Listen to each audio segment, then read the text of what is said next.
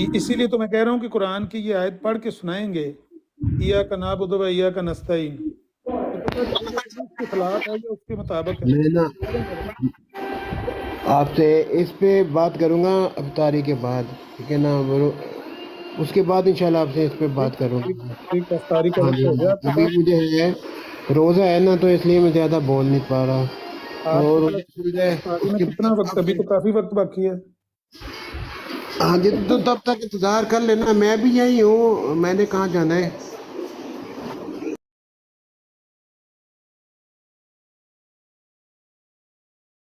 جی میں اللہ تشریح اللہ کا شکر ہے، میرا نام علی عباس ہے۔ آپ کی عمر کتنی ہے؟ 40۔ آپ نے بتایا تھا ابھی تھوڑی دیر پہلے آپ سے بات ہوئی تھی، آپ وہ NHA میں ملازم، ایسے ہی بتایا تھا نا؟ ہاں جی ہاں جی، بالکل بالکل گریجویشن بھی ماشاءاللہ آپ نے کی ہوئی ہے۔ بالکل جی۔ آپ دیکھیں نا، گریجویشن میں کون سے سبجیکٹ آپ نے رکھے تھے؟ میں نے economics, political science. Political science.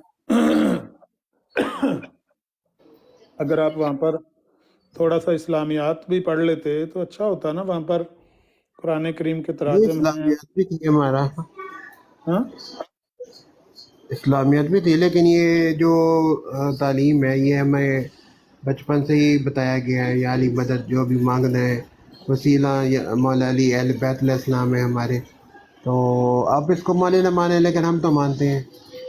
آپ مانتے رہے ہیں، لیکن ہم آپ سے یہ ریکویسٹ کر رہے ہیں کہ آپ اس پہ غور کریں۔ آپ جو مانتے رہے ہیں یہ درست نہیں ہے، ایسا نہ کریں، ایسا نہ مانیں۔ آپ اللہ کی کتاب کے خلاف، اللہ کے، اللہ توبہ استغفار، اللہ کی کتاب کے خلاف کون بات کر رہا ہے؟ ہاں دیکھیں یہ خود کتاب کی ابھی پہلی صورت ہے، ابھی دیکھیں نا یہ پہلی 3 ختم صورت ہے۔ کیے میں نے قرآن پاک کے، کمال کرتے ہیں آپ۔ یہی تو میں کہہ رہا ہوں کہ وہ پہلی صورت ہے، سورت فاتحہ، اس میں یہ الفاظ لکھے ہوئے ہیں، ایاک نعبد و ایاک نستعین۔ اچھا بالکل۔ تیری ہی عبادت کرتے ہیں، تجھ سے ہی مدد مانگتے ہیں۔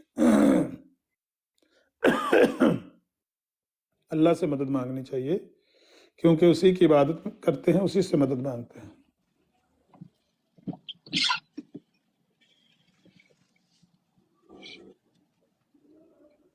ٹھیک ہے میرے بھائی؟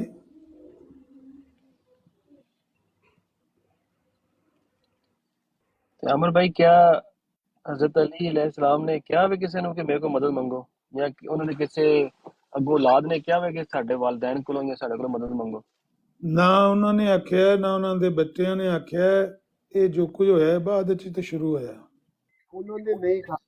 یعنی ڈاکٹر اسرار کی گل میں سننا پہ ہے کہ حضرت علی دے فرمان کہنے پہ سن کہ اے علی تیرے ماننے والے دوزگی ہوں گے، کیا ہوگا؟ کوئی این دی کوئی گل پہ سنتے پہ ہیں، کیونکہ یہ تجھے خدا کا درجہ دے دیں گے۔ ایک انہوں دی محبت وچ غلو کرن گرے تے وہ بھی جہنم جان گے، جہڑے انہوں دے نفرت وچ غلو کرن گے تے وہ بھی جہنم جان گے۔ دیکھیں یعنی بھائی، میری بات سنیں آپ، جب ہم یعنی جب کوئی ایک فقیر مانگنے آتا ہے تو وہ خالی گھر میں تو اندر نہیں آ جاتا نا، دروازے پہ ہی کھڑا ہو کے مانگتا ہے نا۔ تو یہ اہل بیت علیہ السلام وہ دروازہ ہے جس سے ہم جہاں پہ کھڑے ہو کے ہم مانگتے ہیں۔ ہم نے خدا نہ خواستہ یہ بھائی کہہ رہے ہیں کہ آپ وہ اللہ بنا رہے ہیں، یہ اس کو ان لوگوں کو میں بھی نہیں مانتا۔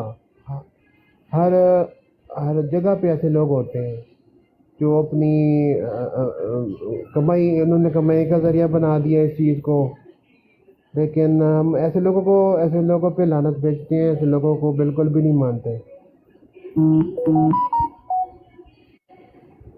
نہیں، بہت اچھی بات آپ کر رہے ہیں، ایسے نہیں کرنا چاہیے، جی جی لیکن جس طرح آپ باقی باتوں کو غور کرتے ہیں، سوچتے ہیں، اس ہاں بات جی پر بھی غور کریں۔ آپ ملتان میں ہیں، میں اٹلی میں ہوں، میں آپ کو کوئی زبردستی، کوئی گالم گلوچ، کوئی ڈنڈا سوٹا، کوئی آپ کے سر پہ تلوار تو نہیں میں نے رکھی ہوئی۔ ایک بات میں بالکل دلیل سے کر رہا ہوں، آپ پڑھے لکھے، 40 سال کی عمر ہے، BA آپ نے کیا ہوا ہے، گریجویشن آپ نے کی ہوئی ہے، ٹھیک ہے، بچپن سے بہت ساری باتیں ہم بھی مانتے تھے، جب ہم نے بڑے ہو کر کالج یونیورسٹی میں پڑھا ہمیں پتہ چلا کہ وہ باتیں غلط ہیں، हमने छोड़ दी वो बातें। आप भी गौर करेंगे तो आपको पता चलेगा ये बात कुरान के ख़िलाफ़ है, हमें इसको छोड़ देना चाहिए। आप छोड़ देंगे, कोई गुस्से वाली बात नहीं है। हम आपसे कोई मनवा थोड़ी रहे हैं। मैं भी नहीं हो रहा, बस मैं जो है ना ये सर्च करूँगा आपको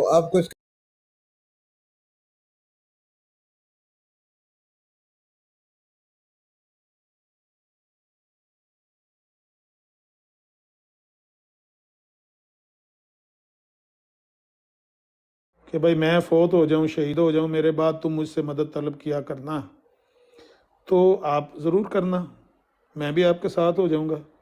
लेकिन अगर उन्होंने ऐसा नहीं कहा तो फिर ऐसा नहीं देखिए करना भाई चाहिए। यही बात है, बस मैं रेफरेंस ढूंढूंगा तो आपके साथ तभी बात कर लूँगा। इसमें गुस्सा होने वाली बात तो नहीं है, आप ऐसे खामखा गुस्सा हो रहे हैं। नहीं नहीं, मुझे तो आपका डर है कि आपको गुस्सा ना आ जाए। नहीं नहीं सर, मुझे गुस्सा नहीं आता। गुस्सा मैं क्यों गुस्सा करूँगा? बहुत अच्छे, अल्लाह आपको खुश रखे, अच्छी बात है। हम ये बात रहनुमाई के लिए, हमदर्दी के लिए कर रहे हैं, ना कि गुस्सा होने के लिए कर रहे हैं कि हम एक बिल्कुल दूसरे से नाराज़ हैं। बिल्कुल। बल्कि आपके पास आप काफ़ी ऐसे से इस फील्ड में होंगे, आपके पास ज़्यादा नॉलेज होगी, आपसे कुछ नॉलेज मिल जाएगी, कुछ मालूमात हो जाएगी। लेकिन ये मैं उन लोगों में नहीं हूँ जो गाली गलौज देते हैं, ये वो सारा कुछ। अभी किसी और ब्रॉडवे शायद आप बैठे थे, वहाँ पे भी वो लोग लड़ रहे थे कि गाली गलौज दी है किसी ने आपस में एक दूसरे को। वो कादियानी की गालियाँ दे रहे थे। अच्छा, वो कादियानी था। कादियानी तो गालियाँ मुंह भर भर के देते हैं ना, कादियानियों ने तो हाँ जी, सोशल हाँ जी, मीडिया पे। उन्होंने तो ये अब सिंध में कोई तहरीक चलाई हुई है, मतलब अब हुकूमत भी इनको सपोर्ट कर रही है ना। समझ नहीं आया।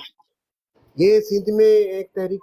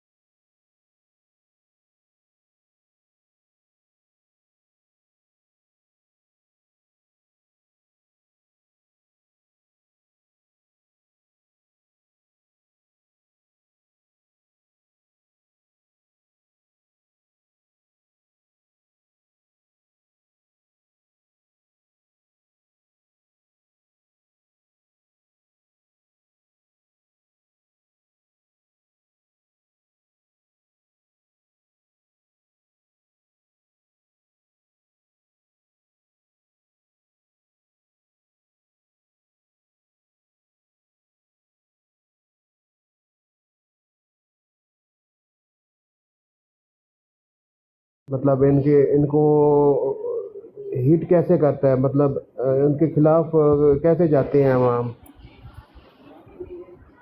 ये फ्राडी और नौसरबाज जो होते हैं ना, वो ऐसे ही करते हैं। लेकिन अवाम जो है ना, वो अब माशाल्लाह समझदार है, बाशऊर है। वो मलक साहब कोई दसो फराडी बंदे कई होंगे ने मलक साहब। ये मलक साहब आ गए, ये कादियानी है। अस्सलाम वालेकुम रहमतुल्लाह बरकातो। इत्थे जेड़े बराड़ ते बैठे किसी एक नू वेख लो, पता चल जाएगा। ऐ बड़ा है दिल दा साड़ ही फकिया जे, यकीन मान लो दिल दा साड़ नहीं जेड़ा हुंदा ਉਹ ਸਾਰਾ ਕੱਢਿਆ ਜੇ ਮਲਕ ਸਾਹਿਬ। ਮਲਕ ਸਾਹਿਬ ਸਿੰਧ ਵਿੱਚ ਪਹਿਲੇ ਪਾਣੀ ਦਿਓ ਨਾ, ਲੋਕਾਂ ਨੂੰ ਨਲਕੇ ਲਾਓ, ਤੇ ਫਿਰ ਇੱਕ ਨਬੀ ਦਿਆ ਜੇ ਉਹਨਾਂ ਨੂੰ, ਕਿਆ ਨਬੀ ਵੀ ਆਇਆ, ਇਹਨੂੰ ਵੀ ਮੰਨੋ। ठीक है जी। नहीं वो ईसा अलैहिस्सलाम मान के ना उन्होंने दे देंगे, आ गया ने भाई इसको ले लो, है तो किसी काम दे नहीं, तौबा नौज़बिल्ला, ना कोई सन देना है ना लेना है। अपना क्या नाम है आपका, भूल गई है कि नवे भाई आए ने। मौलम अली इस्लाम अब्बास, अली अब्बास नाम है मेरा।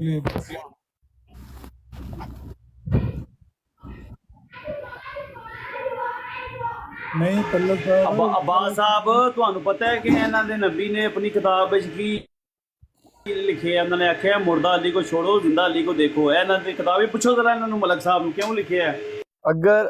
अगर हुण तुसी कहोगे ते मुर्दा नबी नू छोड़ो, जिंदा कुरान नू देखो, हुण ये गल होएगी। मिर्जा साहब एक नबी उम्मती ने फौत हो गए, खत्म।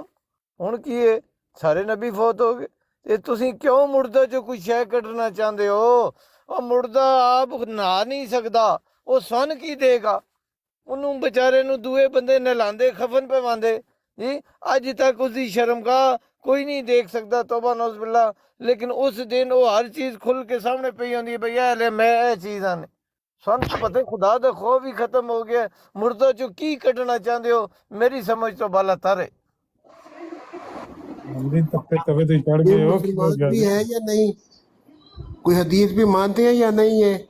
नहीं नहीं अली साहब, आपने सिर्फ देखना है, पहले 2-4 दिन बाद में आपको मौका मिलेगा। आप 2-4 दिन देखें क्या बातें होती हैं, ऐसे फायदा नहीं है। आप ये देखिए कि क्या बातें कर रहे हैं, ताकि उस हिसाब से बंदा कुछ मवाद इकट्ठा कर ले। जी जी, आपको पता चले कौन जी। मुसलमान है, कौन सरकारी काफर है। काफर है, कौन काफरान है। दीन एक ही है, अल्लाह जी जी, ताला ਤੁਸੀਂ का। ਸਰਕਾਰੀ ਕਾਫਰ ਨਹੀਂ ਹੈ ਮਲਕ ਸਾਹਿਬ, ਆਪੇ ਕਹਿੰਦੇ ਹੋ ਸਾਨੂੰ ਸਰਕਾਰੀ ਮੁਸਲमान, ठीक ਤੁਸੀਂ है, ਸਰਕਾਰੀ ਕਾਫਰ हो। ठीक है, ठीक है। जी जी। बात ये है कि दीन एक ही है अल्लाह ताला का, वो है कुरान मजीद। कुरान को समझने के लिए और कुरान में कोई अगर थ्योरी है तो उसका प्रैक्टिकल देखने के लिए कोई नबी की कोई हदीस है तो वो ठीक है। उसके अलावा कुरान से हटकर कोई दीन है उसको फेंक दो, ज़मीन पर मारो। अल्लाह रब्बुल इज़्ज़त ने सिर्फ कुरान से हिसाब लेना है। अगर हदीस इतनी मजबूत होती तो मोहम्मद सल्लल्लाहु अलैहि वसल्लम अपने पास बिठाकर जिस तरह कुरान लिखाया गया था इस तरह हदीस की कुतुब लिखाई जाती। लेकिन आपको अभी एक अकीदे बना लिए हैं। अभी हिंदुओं को मनवा कर दिखा दो कि ये जो बुत जिनकी तुम पूजा कर रहे हो तुम्हारी कोई मदद नहीं कर सकते, सवाल ही नहीं पैदा होता, क्योंकि उन्होंने अकीदे बना लिए हैं। और इसी तरह आप भाइयों ने जो अकीदे बना लिए हैं तौबा नौज़ बिल्ला, उन तो खुदा भी ले आए ना देता भी तुसी उसकी भी नहीं मनोगे। ये आपके अकीदे बन चुके हैं और अकीदों को तोड़ना इसे ही ईमान कहते हैं। ईमान बड़ा औखा काम है, हर बंदा नहीं ले सकता। अब्बास साहब आपको बोला है आप थोड़ी देर ना बैठ के देखें क्या बातें हो रही हैं, या मैं आपको नीचे उतार दूंगा। ठीक हो गया। चले मैं चुप कर रहा हूँ, म्यूट हो रहा हूँ। अब्बास साहब, इस्लाम अहमदिया जिंदाबाद, तलत ऐवान जिंदाबाद। जज़ाकल्लाह जी, तो वही सारे है, जिंदाबाद तुम्हारी जी एम्बुलेंस आ हमारे। गई मलिक साहब, तुसी बस अपनी एम्बुलेंस लेके आ जाओ। तो इस देखे ना तो आवाज नहीं चलता, स्पोर्ट ट्रेन नाल बंदा दे। ओ भाई अमन अला इस्लाम जिंदाबाद। किसी मुसलमान दे हथ को लो ज़बान को लो, दुआ इंसान महफूजी ओ मुसलमान जिंदाबाद। और ख्वाजा तलक ये किसी भी फिरके नाल होए, मुसलमान होए, अल्लाह और अल्लाह दे रसूल दा अन्न नाल होए, सिर्फ उसके हाथ तो ज़बान तो दुआ इंसान महफूज होए बस। अल्लाह बाकी साहब, उन्हें अल्लाह की जवाब देना, वो जाने ਉਹਦੇ ਕੰਮ ਜਾਣੇ, ਅਸੀਂ ਜਾਣੀਏ, ਸਾਡਾ ਰੱਬ ਜਾਣੇ। अल्लाह साहब, जी साहब।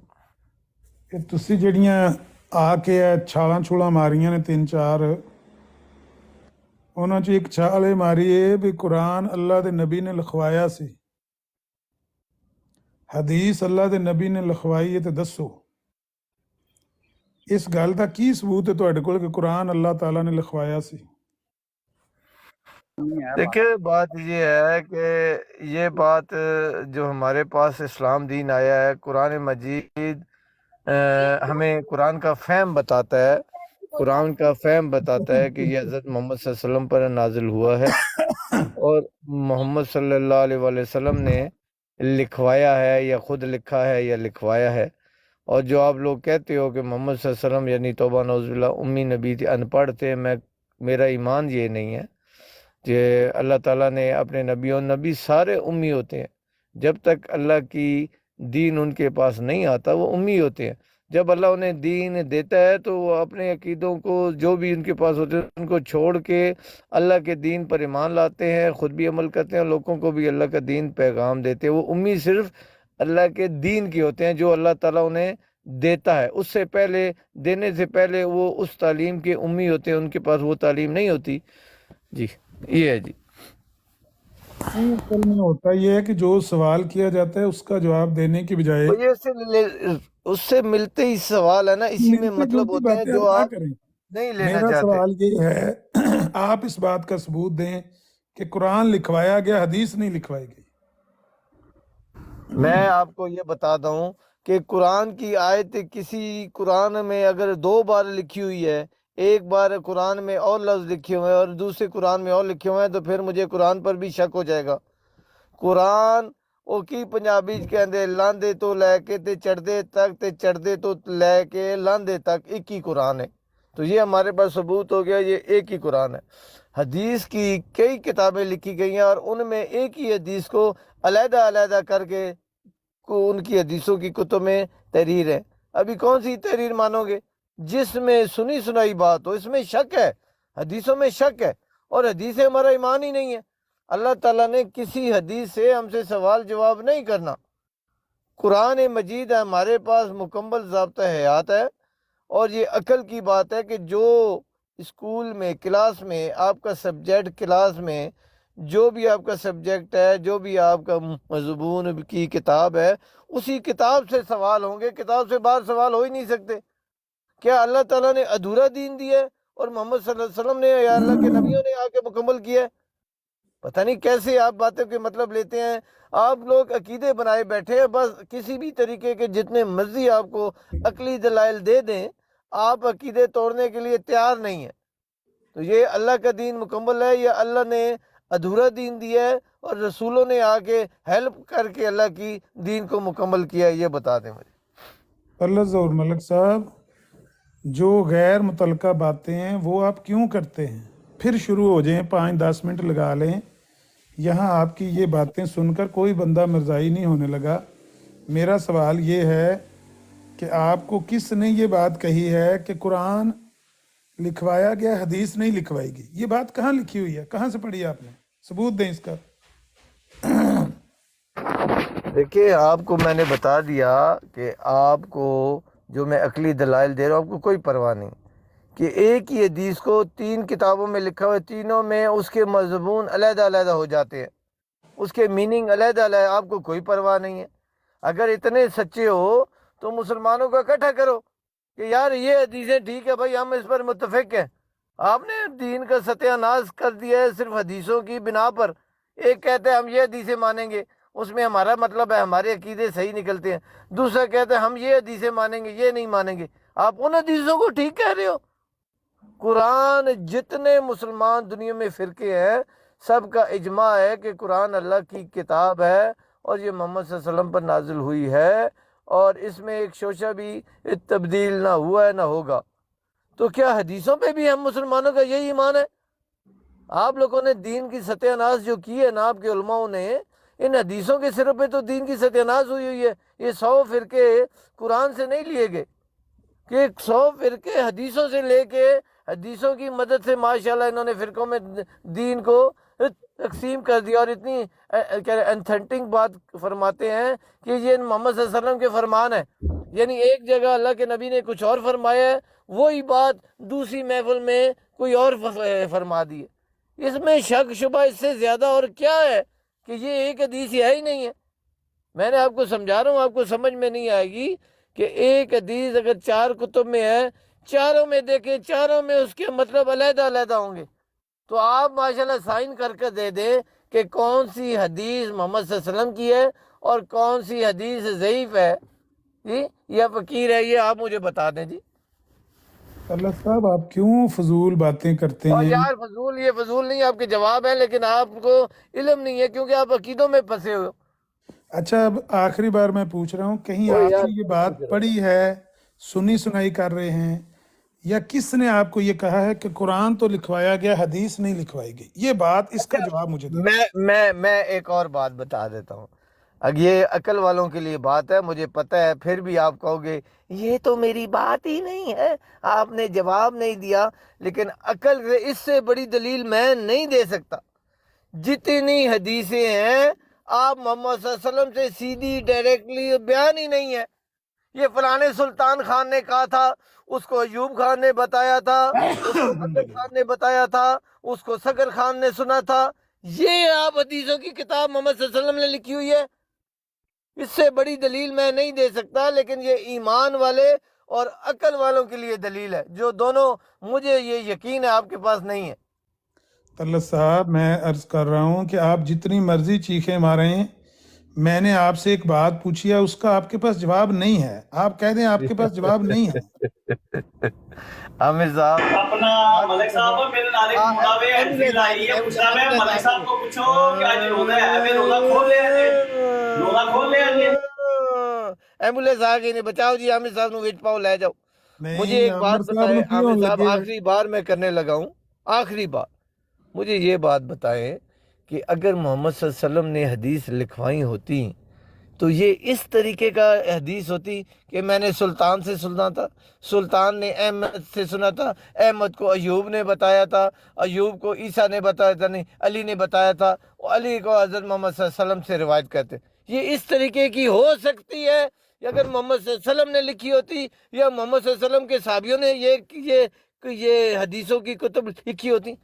लेकिन ये ईमान वालों के लिए और अक्ल वालों के लिए बात है, ये दोनों आपके पास नहीं है। आप अकीदे लेकर आ जाते हैं और समझ जाते हैं हम ईमान वाले हैं, ये ईमान की बात है।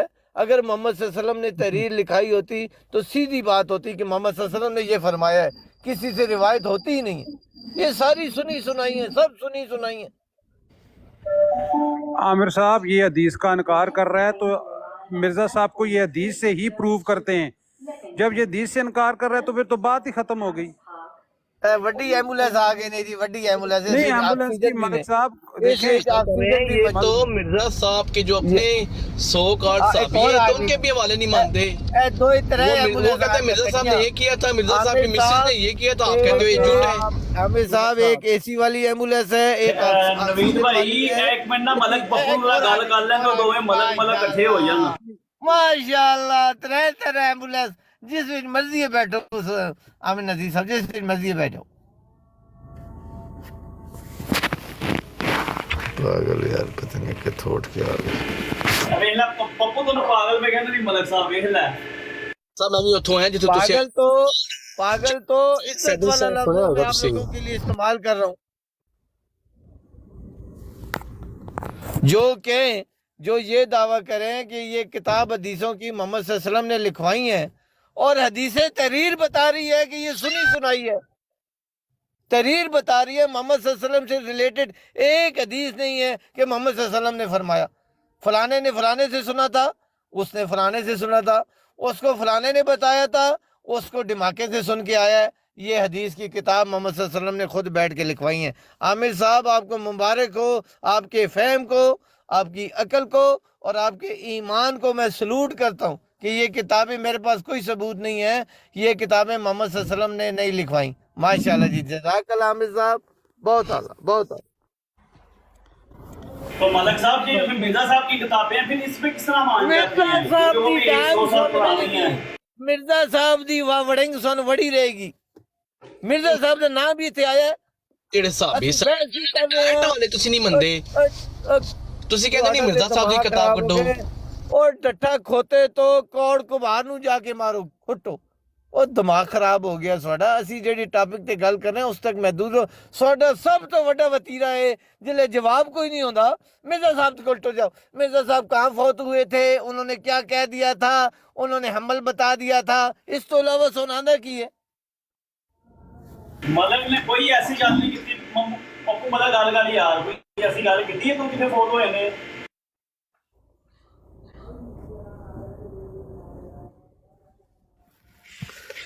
आमिर साहब इल्म वाले बंदे हैं, उन्हें बीच में से समझ आ गई है, बोलेंगे वो नहीं, क्योंकि अकीदे तोड़ना ईमान की निशानी होती है। तो ईमान औखा होता है, बहुत औखा होता है लैंड। हर बंदा ईमान नहीं ले सकता। ये जितने बंदे अब घूम रहे हैं ना, ये बाप दादा के अकीदे लेके घूम रहे हैं। ईमान बड़ा औखा काम है। ईमान का नाम है हारना, और इंसान की फितरत में हारना है ही नहीं है। और ईमान हारने से मिलता है, मुकाबला करने से ठीक है ना ईमान मलक मिलता है। साहब, तुसी हार जाओ ना, तुसी को मिर्जा मैं साहब और- ने इधर आ जाओ, हार जाओ, तुसी क्यों नहीं हारते? मैं जीत कर नहीं हार सकता, ये मेरी मजबूरी है। मैं हार कर जीता हूँ, हार कर जीत कर फिर मैं हार जाऊं, उस जीत को भी हार जाऊं।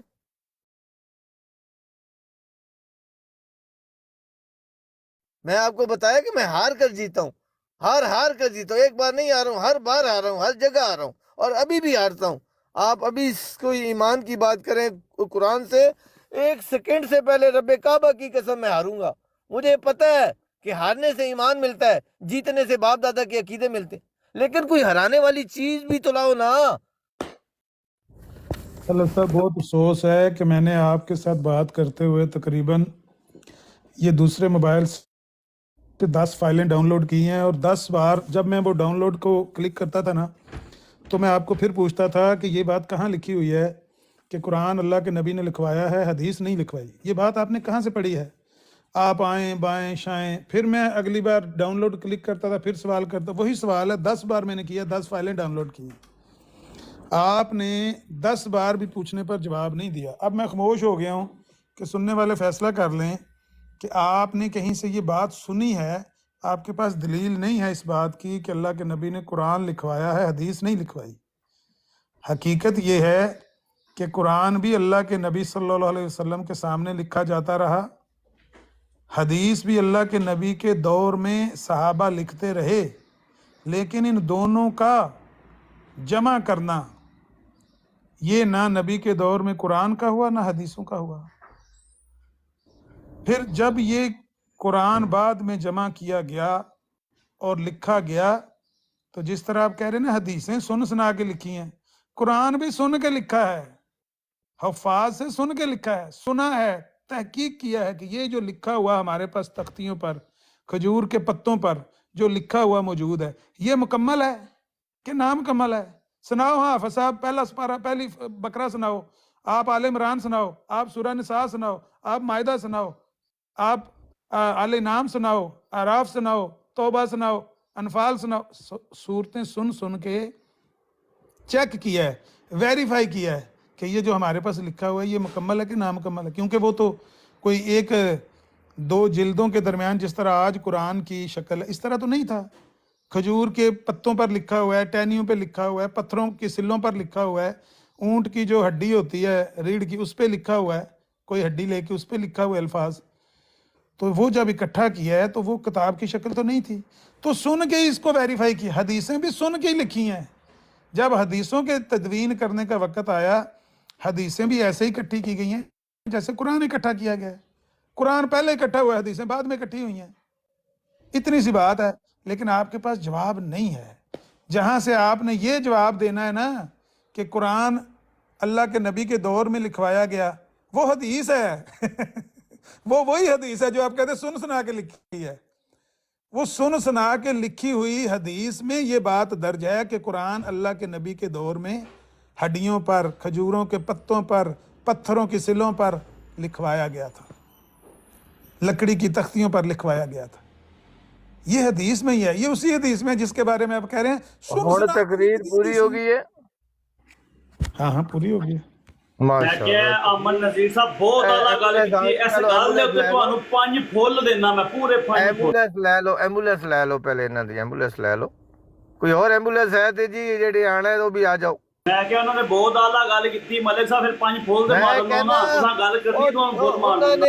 ਉਹਨਾਂ ਨੇ ਬਕੌਲ ਤੁਹਾਡੇ ਜਿਹੜੀ ਕੱਲ ਕੀਤੀ ਉਹ ਵੀ ਬਹੁਤ ਆਲਾ ਹੈ, ਜਿਹੜੀ ਸਾਰੀ ਜ਼ਿੰਦਗੀ ਅੱਗੋਂ ਵੀ ਕਰਨੀ ਹੈ ਉਹ ਵੀ ਬਹੁਤ ਆਲਾ, बहुत आला जी, बहुत आला। ਅਸੀਂ ਕਹਿ ਦਿੱਤਾ ਸਰ माशाल्लाह आपने फरमा दिया और फिर वो आला ना हो, ये कैसे मुमकिन है? ਲੋ ਜੀ ਮੈਂ ਮਲਿਕ ਸਾਹਿਬ ਤੁਹਾਡੇ ਵਾਸਤੇ ਇੱਕ ਅਮਰ ਭਾਈ ਨੂੰ ਹੋਰ ਫੁੱਲ ਮਾਰ ਦੇਣਾ। ਮਲਿਕ ਸਾਹਿਬ ਵੱਲੋਂ ਲੋ ਜੀ ਅਮਰ ਭਾਈ, ਹੈਲੋ ਖੁਸ਼ ਹੋ ਨਾ।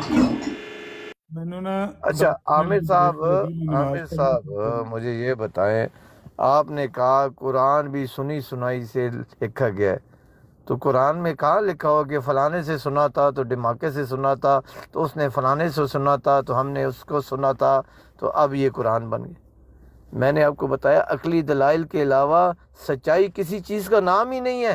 अलार्म नहीं बजने लग जाता टू टू टू टू। अकली दलाइल जिसके पास ना हो वो दीन नहीं है। तकरीर ना करेंगे, सवाल है आपका। आमिर सवाल साहब का अभी जवाब आप है। खामोश होंगे? नहीं, सवाल आपने किया, इसका जवाब खामोश लीजिए। होंगे, कुरान आप में खामोश होंगे, फलां ने फलां से सुना, कुरान आप में अपनी कहाँ बारी लिखा? में बोलेंगे। माशी ना करो तल्ला साहब। मैं आपने भाई मुझे नहीं, नीचे आपकी ब्राड है, मेरे को चाह के होड़ सट्टो तले। अगर नहीं, मेरी बारी में आपने बोलना है तो मैं खुद निकल जाता हूँ मैं भाई। ये कह रहा हूँ कि छोटी बात आप ना एक कहें, सवाल आप अपनी बारी में कहें। सर आपको उस्तादों ने नहीं सिखाया कि जब महफिल में बात हो रही हो तो जब आपकी बात हो मुकम्मल हो फिर उसने बात करनी, उसकी मुकम्मल हो तो फिर आपने करनी। कोई तकरीर का मुकाबला हो रहा है। चले आप ना करें, फिर आप आपस में कर लें भाई, आप बात करें, नीचे बैठे हुए आपको फूल मारे आपने और एक शाबाश बात करें। की है। क्या बात की आमिर नज़ीर, वाह वाह वाह वाह वाह। आपने एक बात की है, इसका जवाब ले लें, यार फिर एक बात बात जारी रखें। खड्डे में जा गई, मैं आपको बात नहीं करने दूंगा। फिर जब मैंने बातें करनी है फिर आपने रोना है। मैं छोटी ही बात करूंगा जितनी यानी आपने छोटी बात। बात करने की मैं भी आपकी बात में छोटी बात कर सकता हूँ, ठीक है ना? हाँ हाँ कर दीजिएगा बीच में। बस ठीक है, बोलो जी और बोलो। आपने सवाल पूछा है कि कुरान के मतलब क्यों नहीं लिखा हुआ कि फलां ने फलां से सुना। कुरान सहाबा के सामने तदवीन उसकी हुई है, इसलिए नहीं लिखा हुआ। हदीस सहाबा के बाद तदवीन हुई है, इसलिए लिखा हुआ फलां ने फलां से सुना। मेरा जवाब खत्म हो गया, आगे करें बात। अच्छा, अभी आप थोड़ी देर पहले इस चीज के मुद्दई थे कि ये मोहम्मद सल्लल्लाहु अलैहि वसल्लम ने ही लिखाई है हदीस। अभी आप अपना मौक़िफ़ माशाल्लाह आहिस्ता आहिस्ता फिरेंगे और बिल्कुल महसूस नहीं होने देंगे कि मैं अपने मौक़िफ़ से फिरा हूं। बिल्कुल गलत बात है। अभी देखिए प्लीज, हूँ मैं तो कर लेने दूँ यार, फिर आप करो जी, फिर बोलो, मैं फिर बोलूंगा। मैं इल्जाम तो लगा कहता रहे हूँ आज आप बोले, हफ्ते बाद मैं बोलूंगा कि आप बोले जी। ਨਹੀਂ ਅਹਿਮਦ ਸਾਹਿਬ ਐਸੀ ਗੱਲ ਨਹੀਂ, ਤੁਸੀਂ ਮਦਦ ਸਾਹਿਬ ਨੂੰ ਗੱਲ ਨਹੀਂ ਕਰਨ ਦਿੰਦੇ ਤੇ ਮੈਨੂੰ ਬਾਤ ये तकरीर करते हैं, सिर्फ तकरीरें ये चाहते हैं तकरीरी मुकाबला हो, झट छुट्टी लगा के तो ये कहेंगे लो जी मैं तबलीग कर रहा हूँ। तकरीरी मुकाबला करते हैं। ये छोटी सी बात है कि नबी अलैहिस्सलाम के दौर में ही कुरान भी लिखा गया, हदीसें भी लिखी। कुरान की तदवीन सहाबा के दौर में होगी, नबी पाक के फौरन बाद, सहाबा खुलफाए राशिदीन के दौर में। हदीसों की तदवीन और जमा वो बाद में हो, तो लामाला उसके साथ ये लिखा हुआ फलां ने फलां से सुना, फलां ने फलां से सुना, इतनी बात है। अभी आपकी बात सच्ची होगी है क्योंकि आपने 3-4 मरतबा रिपीट की है, 2 मरतबा और रिपीट कर ले फिर और मजबूत हो जाएगी, सही हो जाएगी, पक्की हो जाएगी, क्योंकि आपने रिपीट जो कर दिया। जो बात आप 4-5-6 मरतबा रिपीट करें वो पक्की हो जाती है, मजबूत। एक मरतबा से पक्की नहीं होती है। फिर कह लो एक मरतबा, आमिर साहब फिर फरमा देंगे।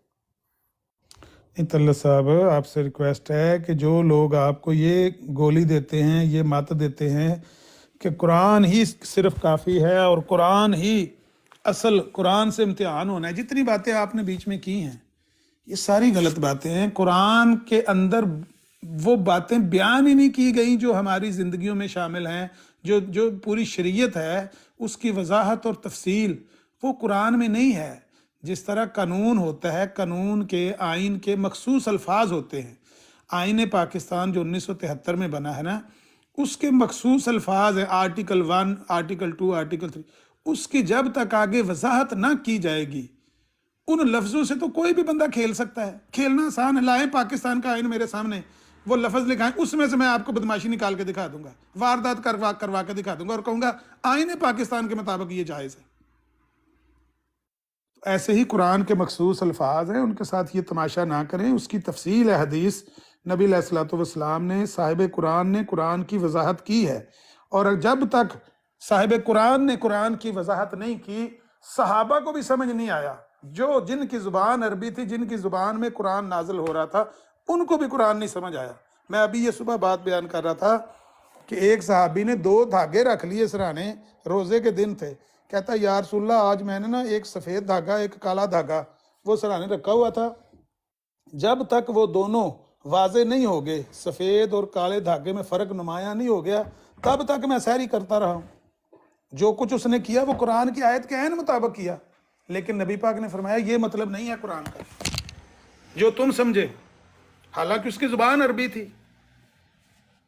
इसी तरह से अब्दुल्ला बिन सलाम आए, जब कुरान की ये आयत सूरह तौबा की है, इत्तखज़ू अहबारहुम व रुहबानहुम अरबाबम मिन दूनिल्लाह, वो ये जब आयत नाज़िल हुई है वो आए हैं, उन्होंने कहा या रसूलल्लाह हमने तो अपने अहबार और रुहबान को खुदा तो नहीं बनाया हुआ था, कुरान में तो ये आ गया है कि इन्होंने अपने अहबार और रुहबान को खुदा बना लिया है, तो इसका क्या मतलब है?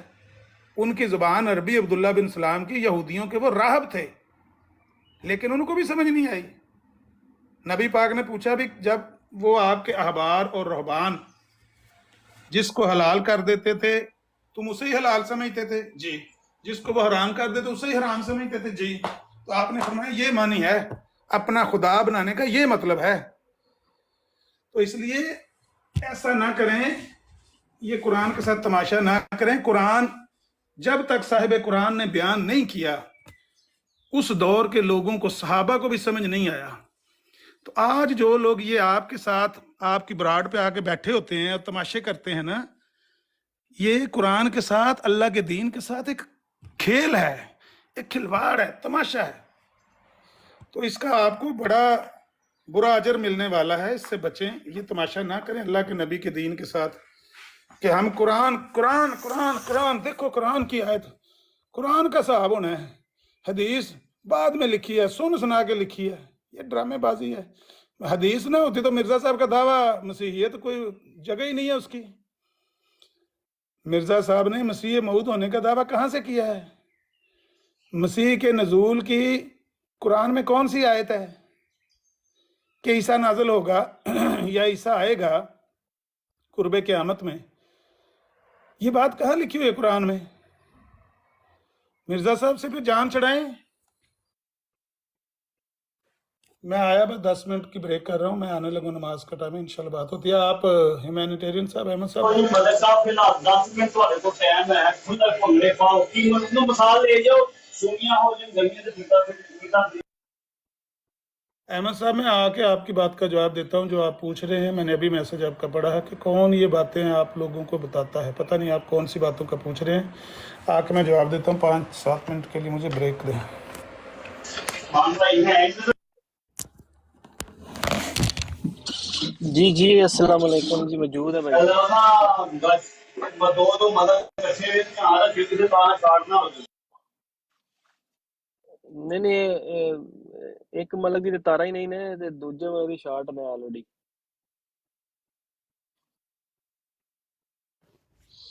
ओ मलक साहब सोचते आदमाल में सोचना ऑफ कर देना कैसे।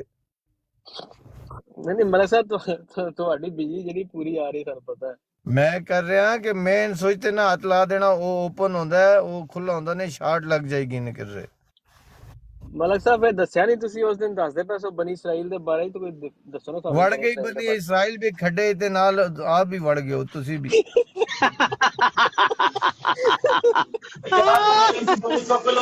ਤੁਹਾਡੀ ਮਿਹਰਬਾਨੀ ਫਿਰ ਉਹਨੇ ਸਿੱਖ ਦਾ ਹਰ ਮਦਦ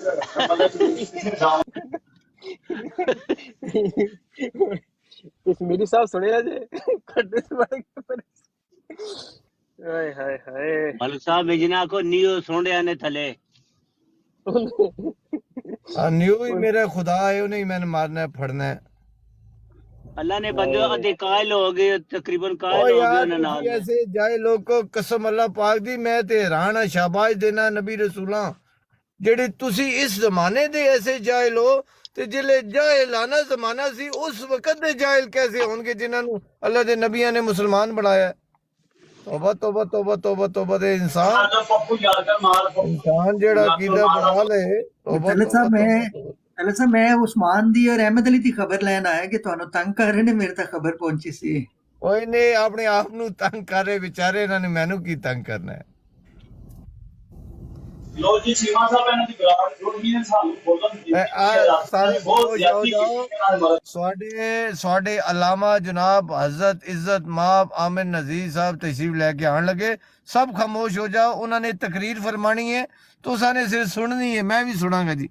उन्होंने दे आगे बोल नहीं कर सकता, किसी की जरूरत है उन्होंने सामने कोई बोले।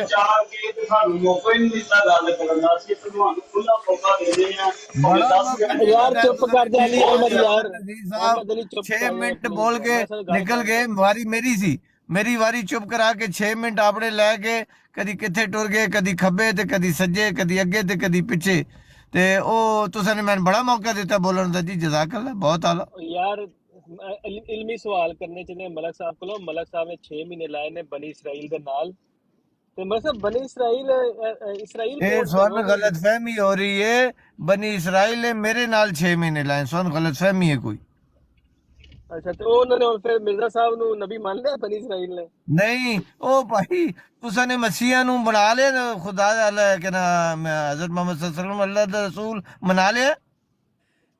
ਤਲੇ ਸਾਹਿਬ ਮੇਰਾ ਵੀ ਇਸੇ ਜ਼ਿਮਨੇ ਚ ਕੁਐਸਚਨ ਸੀ, ਬਨੀ ਇਸਰਾਇਲ ਜਿਹੜਾ ਇਸਰਾਇਲ ਦਾ ਲਫ਼ਜ਼ ਹੈ ਇਹ ਜਿਹੜਾ ਮੁਲਕ ਇਸਰਾਇਲ ਹੈ ਜਾਂ ਉਸਮਾਨ ਸਾਹਿਬ ਤੁਸੀਂ ਇਸ ਬਾਰੇ ਚ ਰੋਸ਼ਨ? यार कितो इसराइल मुल्क है या इसराइल जुम्मा जुम्मा 8 दिन हो गए। बनी इसराइल केड़े जमाने दी कौम है ये इसराइल आज जुम्मा जुम्मा 8 दिन हो गए पे बनना। माशाल्लाह बड़े इल्मी सवाल करते हो तुसी। नहीं नहीं संजीदा सवाल से तले साहब उस्मान साहब नहीं ये संजीदा लेकिन इल्मी है ना, बहुत इल्मी सवाल है, बहुत इल्मी। इसराइल जरा वे तले साहब कहंदे ने इसराइल मुल्क है, ओदा कोई ताल्लुक नहीं बने इसराइल नाल। ए क्या है मेरी कहते میرا سارا دین میرے عقیدے تسی بیان کر دو مہربانی کرو یار میں صاحب تساں آپ کیا سی پپو گواہ وے پپو بولنا وہ یار کیڑا میں کر دتا کیا سی ہے تسی جاہلانہ طریقے نال سمجھو تے میرا گناہ نہیں ہے اچھا اچھا نہیں تے یعنی بنی دسو اسرائیل ملک ہے اے سارا بنی چیما صاحب اسرائیل دسو نا میں اسرائیل دا او بھائی یہ جے 100 سال نہیں ہوئے اس ملک نو بنیا تے اے او قوماں جڑیاں ہزاروں سال پہلو اے اسی دا نام ہے اسی دا نام ہے یہ جڑا اسرائیل ملک ہے اسے ماشاءاللہ میں کہنا نچھاور کر دی میں ہر چیز سواڑے تے اتنے علم سواڑے کول میں حاصل ہوندا ہے کیا بات چیما صاحب پوچھ رہا ہے نا اسرائیل کون ہے پوچھتے پہ تہاڈے کولوں تے دسو نا انہاں نوں میں کوئی اتنے بولنے لگیا تھا میں دسنا آپ کے خود ڈھونڈو کون نہیں طلعت صاحب میں عثمان صاحب نے ਪਿੱਛੇ ਜੇ ਵੀ ਪੁੱਛਿਆ ਸੀ ਮੈਨੂੰ ਵਾਕਈ ਹਕੀਕਤਨ ਇਹ ਗਲਤੀ ਲੱਗ ਰਹੀ ਮੈਂ ਬੜਾ ਅਰਸਾ ਸਮਝਦਾ ਰਿਹਾ ਕਿ ਜਦੋਂ ਅਸੀਂ ਬਨੀ ਇਸਰਾਈਲ ਦੀ ਬਰਾਡ ਦਾ ਜ਼ਿਕਰ ਕਰਨੇ ਤੇ ਸ਼ਾਇਦ ਉਹਨਾਂ ਦਾ ਤਾਲੁਕ ਇਸਰਾਈਲ ਮੁਲਕ ਨਾਲ ਹੈ ਸ਼ਾਇਦ ਲੇਕਿਨ ਉਸਮਾਨ ਨੇ ਵੀ ਥੋੜੀ ਜਿਹੀ ਰਹਿਨਮਾਈ ਫਰਮਾਈ ਸੀ ਕਿ ਨਹੀਂ ਉਹ ਕੌਮ ਦਾ ਹਵਾਲਾ ਹੈ ਅਸਲ ਜੋ ਜਿਹੜਾ ਅੱਜਕੱਲ ਮੁਲਕ ਹੈ ਉਹ ਤੁਸੀਂ ਵੀ ਦੱਸਿਆ ਕਿ ਜੁਮਾ ਜਮਾਤ ਤੇ حضرت یعقوب دا نام جی حضرت یعقوب دا شاید نام ہے بنی اسرائیل نہیں حضرت یعقوب دا نام اسرائیل ہے لیکن انہاں دے کوئی 12 بیٹے سن اس تو بنی اسرائیل ہے وہی نا ملک صاحب نے دسیا سی نا ملک صاحب نے بنے سے کوئی بیٹھے سن پر انہیں پتہ نہیں کیتا کہ تسی بنی اسرائیل کیوں بنے ہیں بھائی جی بعد تساں ریکارڈنگ کرنی ہے ملک صاحب نے یہ گل دی جڑے نے کہا وڑ گیا بنی اسرائیل او محمود صاحب نوں دسنا ہے او ملک صاحب نے منہ تے بھی کہہ چھڑ دے ملک صاحب ڈردے نہیں کولوں اگر تھوڑے کول عقل ہوندی نا یہ بنی اسرائیل وچ بھی ایک سلسلہ نہیں ہے دو سلسلہ ایک جنہاں اللہ دے نبی آئے اور انہاں تے ایمان لے آیا ایک تسی پہلے کر لو جی جی واللہ علیہ کرو جی علامہ صاحب بنی اسرائیل دے سلسلے چ حضور صلی اللہ علیہ وآلہ وسلم نہیں آئے وہ حضرت اسماعیل دے سلسلے چ آئے نے دوواں دی وکھرے کمپنیاں وہ وکھری کمپنی یہ وکھری کمپنی اب دو دیکھو تانوں میں گل دسنا کوسچن اور رہن دیو بھائی اللہ رسول دے نہ جہلانہ بات کرو اے تساں نے سلسلہ وہ بنا لیا فلانا خاندان ہے یہ فلانے خاندان چو آئے تساں نے وہ بنا لین خاندان بنا لین سن کی پتہ اسلام پیو دادے دا دین بنا لیا دادے دا پتر نبی ہو گیا پوترا نبی ہو گیا پھر اگو خاندان نبی آ گیا پتہ نہیں کیڑے جاہل لوگ ہو تسی یار تسی مرزا صاحب نے اپنی خلافت چلا لی اپنے بچیاں دے اوتے تے اسی جڑا نبیاں دی گل تسی روکو نہ روک سکو تو روک لو تبدیلی آئی رے روکو ساڈے کول چوہان تسی صاحب آ گئے سڑو انہوں نے آ کے روک تسی چھڑیا وڑو اور جمبا چلو صاحب چلو سڑو اور جلو جمبا صاحب زندہ باد جمبا صاحب نے اے خلافت حوصلے نال لینی ہے پیڑ حوصلے نال لینی ہے سواڈے باپ دادا اجداد نے لئی ہے تسی لے رہے ہو سواڈی اولاداں لین گیاں اگوں انہاں دی اولاداں لین گیاں اے قیامت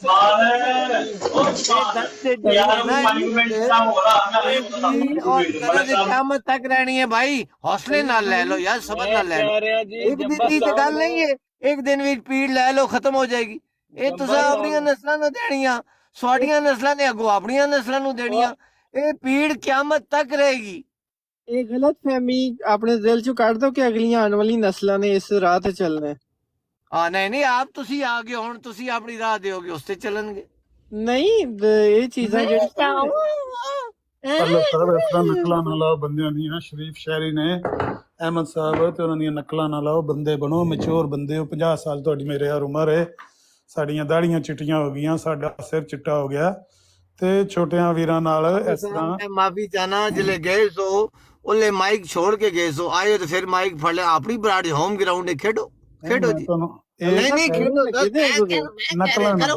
ਨਕਲਾਂ ਗੱਲ ਕਰੋ ਉਹ ਮੇਰੇ ਨਬੀ ਨੂੰ ਕਹਿ ਰਹੇ ਆ میرے سلسلے نو کہہ رہا ہے تیرا سلسلہ ختم ہو جائے گا غلط فہمی ہے وہ ٹھیک کہہ رہے ہیں کیونکہ وہ احمدی کے خلاف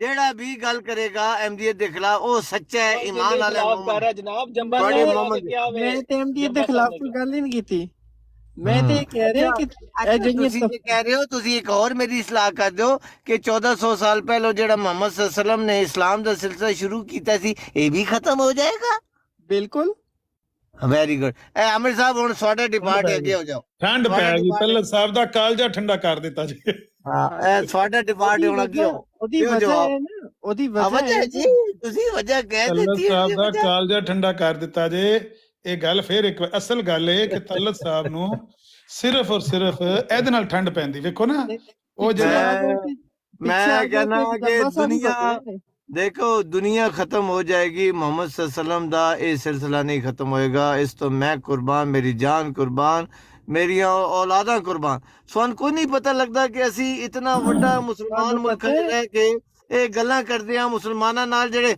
ਸੀਨ ਮੈਚ ਬੰਦੂਕਾਂ ਔਰ ਰਾਈਫਲਾਂ ਔਰ ਚਾਕੂ ਛੁਰੀ ਹੱਥ ਵਿੱਚ ਲੈ ਕੇ ਫਿਰਦੇ ਮਾਰ ਦੇਂਗੇ ਕਤਲ ਕਰ ਦੇਂਗੇ ਸਾਨੂੰ ਇੱਕ ਵਾਲ ਬਰਾਬਰ ਸਾਡੀ ਪਰਵਾਹ ਨਹੀਂ ਹੈ ਸਾਨੂੰ ਪਤਾ ਹੈ ਜਿਹੜਾ ਮੌਤ ਦਾ ਦਿਨ ਹੈ ਔਰ ਇਹ ਮੌਤ ਅੱਲਾਹ ਤਾਲਾ ਦੇ ਰੱਬ ਦੀ ਕਸਮ ਮੇਰੇ ਜੈਸਾ ਖੁਸ਼ ਨਸੀਬ ਹੀ ਕੋਈ ਨਹੀਂ ਐਡਾ ਤੁਹਾਡਾ ਯਕੀਨ ਹੈ ਐਡਾ ਤੁਹਾਡਾ ਤਵੱਕਲ ਹੈ ਆਪਣੀ ਮੌਤ ਤੇ ਕਿ ਤੁਸੀਂ ਇੱਕ ਦਿਨ ਪੀਰ ਅਸਕਾਨੀ ਸਾਹਿਬ ਦੀ ਆਪਣੇ ਇੱਕ ਅਰਬੀ ਸਾਥੀ ਨਾਲ ਗੱਲ ਕਰਵਾਈ ਸੀ ਪੀਰ ਅਸਕਾਨੀ ਸਾਹਿਬ ਨੇ ਇੰਨਾ ਪੁੱਛਿਆ ਸੀ ਕਿ ਇਹ ਪਤਾ ਹੀ ਕਿ ਇਹ ਬੰਦਾ ਜਿਹੜਾ ਹੈ ਕਾਦੀਆਨੀ ਦੇ ਬਾਰੇ ਜਾਣਨਾ ਹੈ ਤੁਸੀਂ ਗਾਲਾਂ ਕੱਢ ਕੇ ਫੋਨ ਖੋ ਕੇ ਦੌੜ ਗਏ ਸੋ तुम्हें याद हो कि साड़ी गल हो गई है और साड़ी गल हो गई है सुनो और साड़ी गल हो गई है ना दुबई मैंने और गल ना करना मैं रमजान है रोजा रखा दे मेरी अपने अरबाब नाल कुरान मजीद दे शोशे दी कसम मैनू पता है कि मैं कायदियानी हाँ उस नाल मेरी कुरान ते 2 घंटे बहस होंदी है 2 घंटे गल होंदी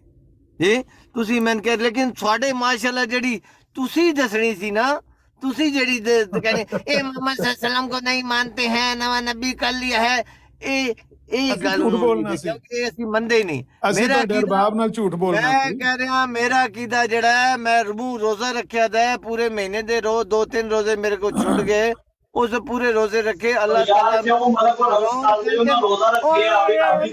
ਚੁੱਪ ਕਰ ਐਂਬੂਲੈਂਸ ਚੁੱਪ ਕਰ